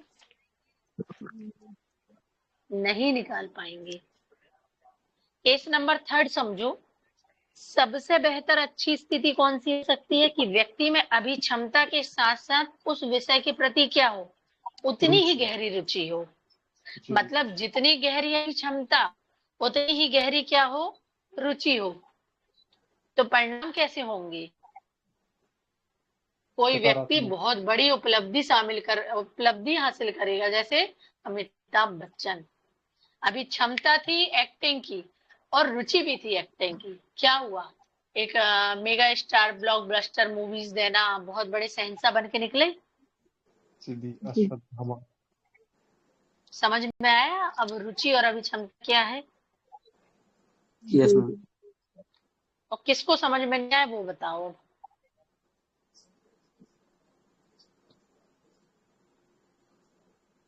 आ गया बोलो। जी। जिसको एथिक्स पढ़नी है वो 9 बजने के 5 मिनट पहले 8:55 में क्लास आ जाया करे, जिसको एथिक्स पढ़ के समझना है तो, ठीक है। अगर वाकई पढ़ के समझना है मुझसे तो मैं थोड़ा टाइम ले लेके पढ़ाऊंगी, मतलब हो सकता है जैसे आज कितने टॉपिक पढ़ाए मैंने? मनोवृत्ति, अभिक्षमता, रुचि, और क्या पढ़ाया मैंने? एक और सही कुछ सुनता पढ़ाया है, 10 टॉपिक हो गए। सही मूल्य। सुनता मूल्य है मूल्य ना? मूल्य, एहसास, भावनाएं, 3-4 दीदी मैं चीज बताता पढ़ाई, हूँ, लेकिन मैं मैं ऐसे ही बता रहा हूँ। पढ़ाऊंगी कि आप लोगों के दिमाग में घुसे कुछ। जी दीदी कुल 10 टॉपिक पढ़ाए हैं आपने। हाँ, और ये जो एग्जाम्पल मैं केस आपको केस 1, केस 2, केस 3 करके पढ़ा रही हूँ, और जो एग्जाम्पल दे रही हूँ, मेरे जी। हैंड से तो मुझे नहीं लगता कि आपको कहीं मिलेगा किसी भी कोचिंग में, क्योंकि किसी भी कोचिंग के नोट्स नहीं है, मैंने खुद से बनाए हैं ये सारे। जी दी। दीदी अभिरुचि में ये भी बोल सकते हैं ना जिसमें आपको मजे आए, मतलब इस टाइप का, हाँ, आपको मतलब जिसमें आनंद आए आपको उस अच्छा कार्य को आनंद। करने में, हाँ, जैसे हाँ हाँ हाँ, अलग अलग तरह की भी अभिरुचि मतलब रुचि हो सकती है, सॉरी। बिल्कुल हो सकती है रुचि अलग अलग तरीके की। अच्छा चलो मैं आप लोगों से एक केस स्टडी डिस्कस करूं, देखते हैं आप लोग यस का मैम। दिमाग कितना चल रहा है। जी। हाँ भाई। या तो मैं आप लोगों को एक काम करती हूँ, ये लिखवा रही हूँ, आप मेरे को बताना इसके आंसर्स क्या क्या हो सकते हैं, फिर अपन कल दूसरी चीजें डिस्कस कर लेंगे, ठीक है? सुनते जाओ, रिकॉर्डिंग तो है ही ऑन, लिख लेना आंसर। केस स्टडी ये बोलती है कि एकदम साइलेंट होकर सुनना। आप किसी जिले के एसपी हैं, एक सप्ताह बाद आपके जिले में एक विशाल राजनीतिक रैली का आयोजन किया जाता है। एसपी होने के नाते शहर की सारी संख्या की जिम्मेदारी आप पर है। आपको खबर मिलती है कि कुछ असामाजिक तत्व इस रैली को असफल बनाना चाहते हैं। चुनाव नजदीक होने के कारण अपने प्रिय राजनेता को लेकर जनता में भारी उत्साह है। रैली वाले दिन लोगों की भीड़ इकट्ठी हो गई है। रैली स्थल पर राजनेता के आने के कुछ समय पूर्व बम ब्लास्ट हो जाता है, जिसमें कुछ लोग गंभीर रूप से घायल हो जाते हैं तथा नेतागण इस कार्यक्रम को संपन्न कराना चाहते हैं। ऐसी स्थिति में आप क्या कार्यवाही करेंगे? ये आपकी थी क्या केस स्टडी। अब आपको इस केस स्टडी को कल सॉल्व करना है, ये आपका होमवर्क है।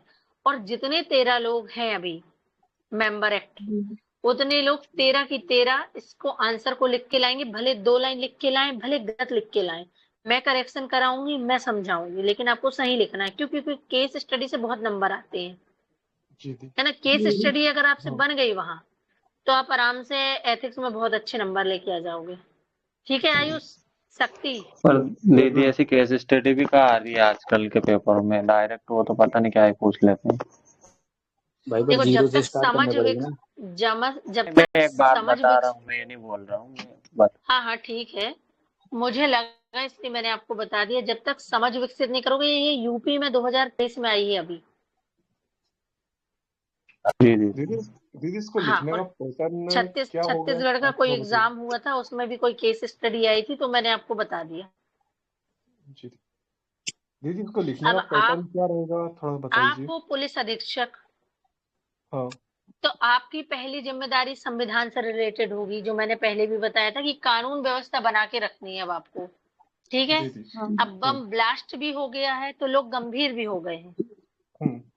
ठीक है, तो अब जब बम ब्लास्ट हुआ है, तो आपको सीधी सी बात है, बम ब्लास्ट के आसपास जो है, आपको क्या कदम उठाना है? जो घायल हुए उनको अस्पताल पहुंचाओ। ठीक है, मेडिकल टीम भेजो। कहाँ? जहां बहुत ज्यादा लोग घायल हो ही गए हैं, एकदम मरने की कगार में आ गए, वहां पर क्या करना पड़ेगा? मेडिकल टीम को ही भेजना पड़ जाएगा। जनता को क्या करना पड़ेगा?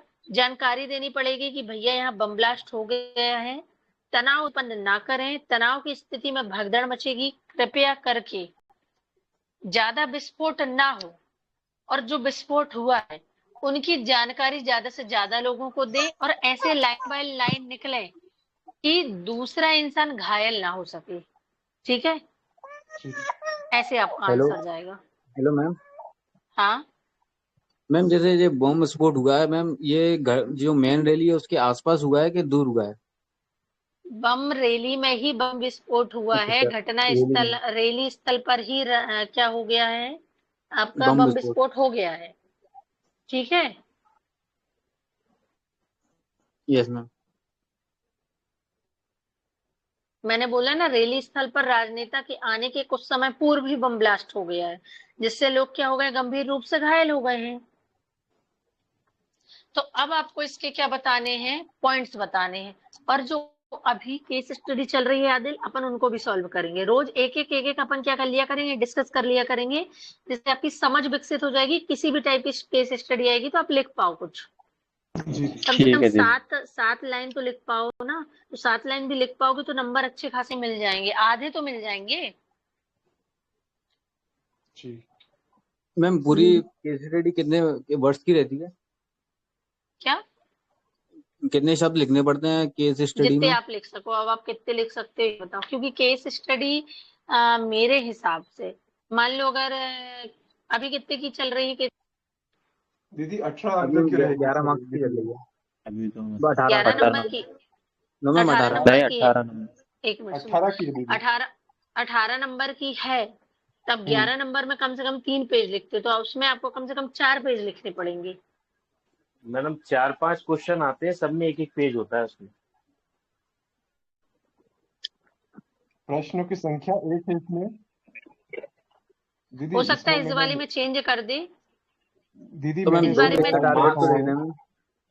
मार्क्स में बोलो, चेंज हो मुझे सकता समझ है। में नहीं आता है। ठीक है, मान लो अगर पेजेस चेंज भी नहीं करता है आशीष, तो आपको एक पेज लिखना है, तो आपके पास कम से कम 7 पॉइंट्स ऐसे होने चाहिए, है ना, जो आप लिख पाओ। बिल्कुल बिल्कुल, है ना दीदी।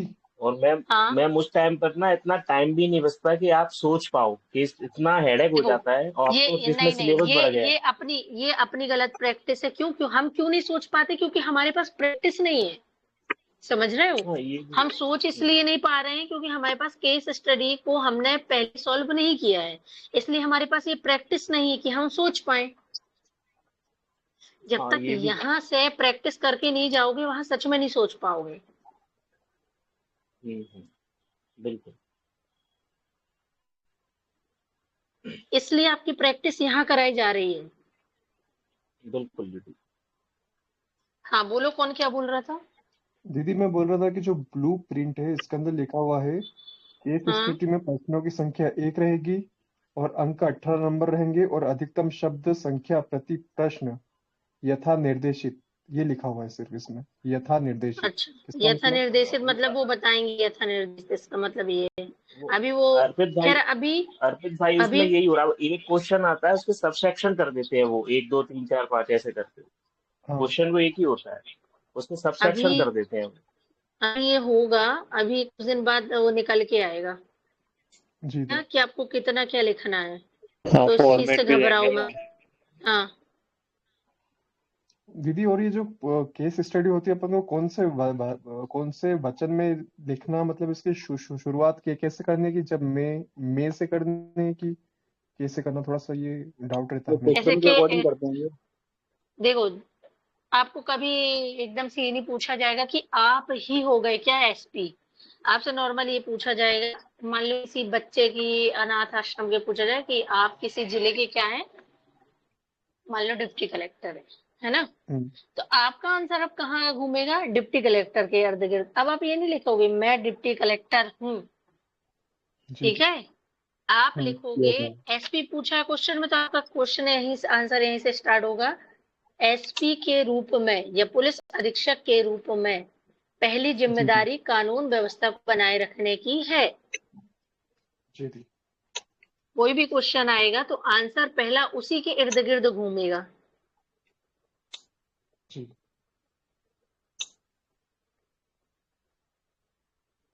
अच्छा, कुछ ऐसे बंदे हैं और लड़कियां भी हैं जो इस अब अर्पित वो स्टॉप कर दो रिकॉर्डिंग। ठीक है दी।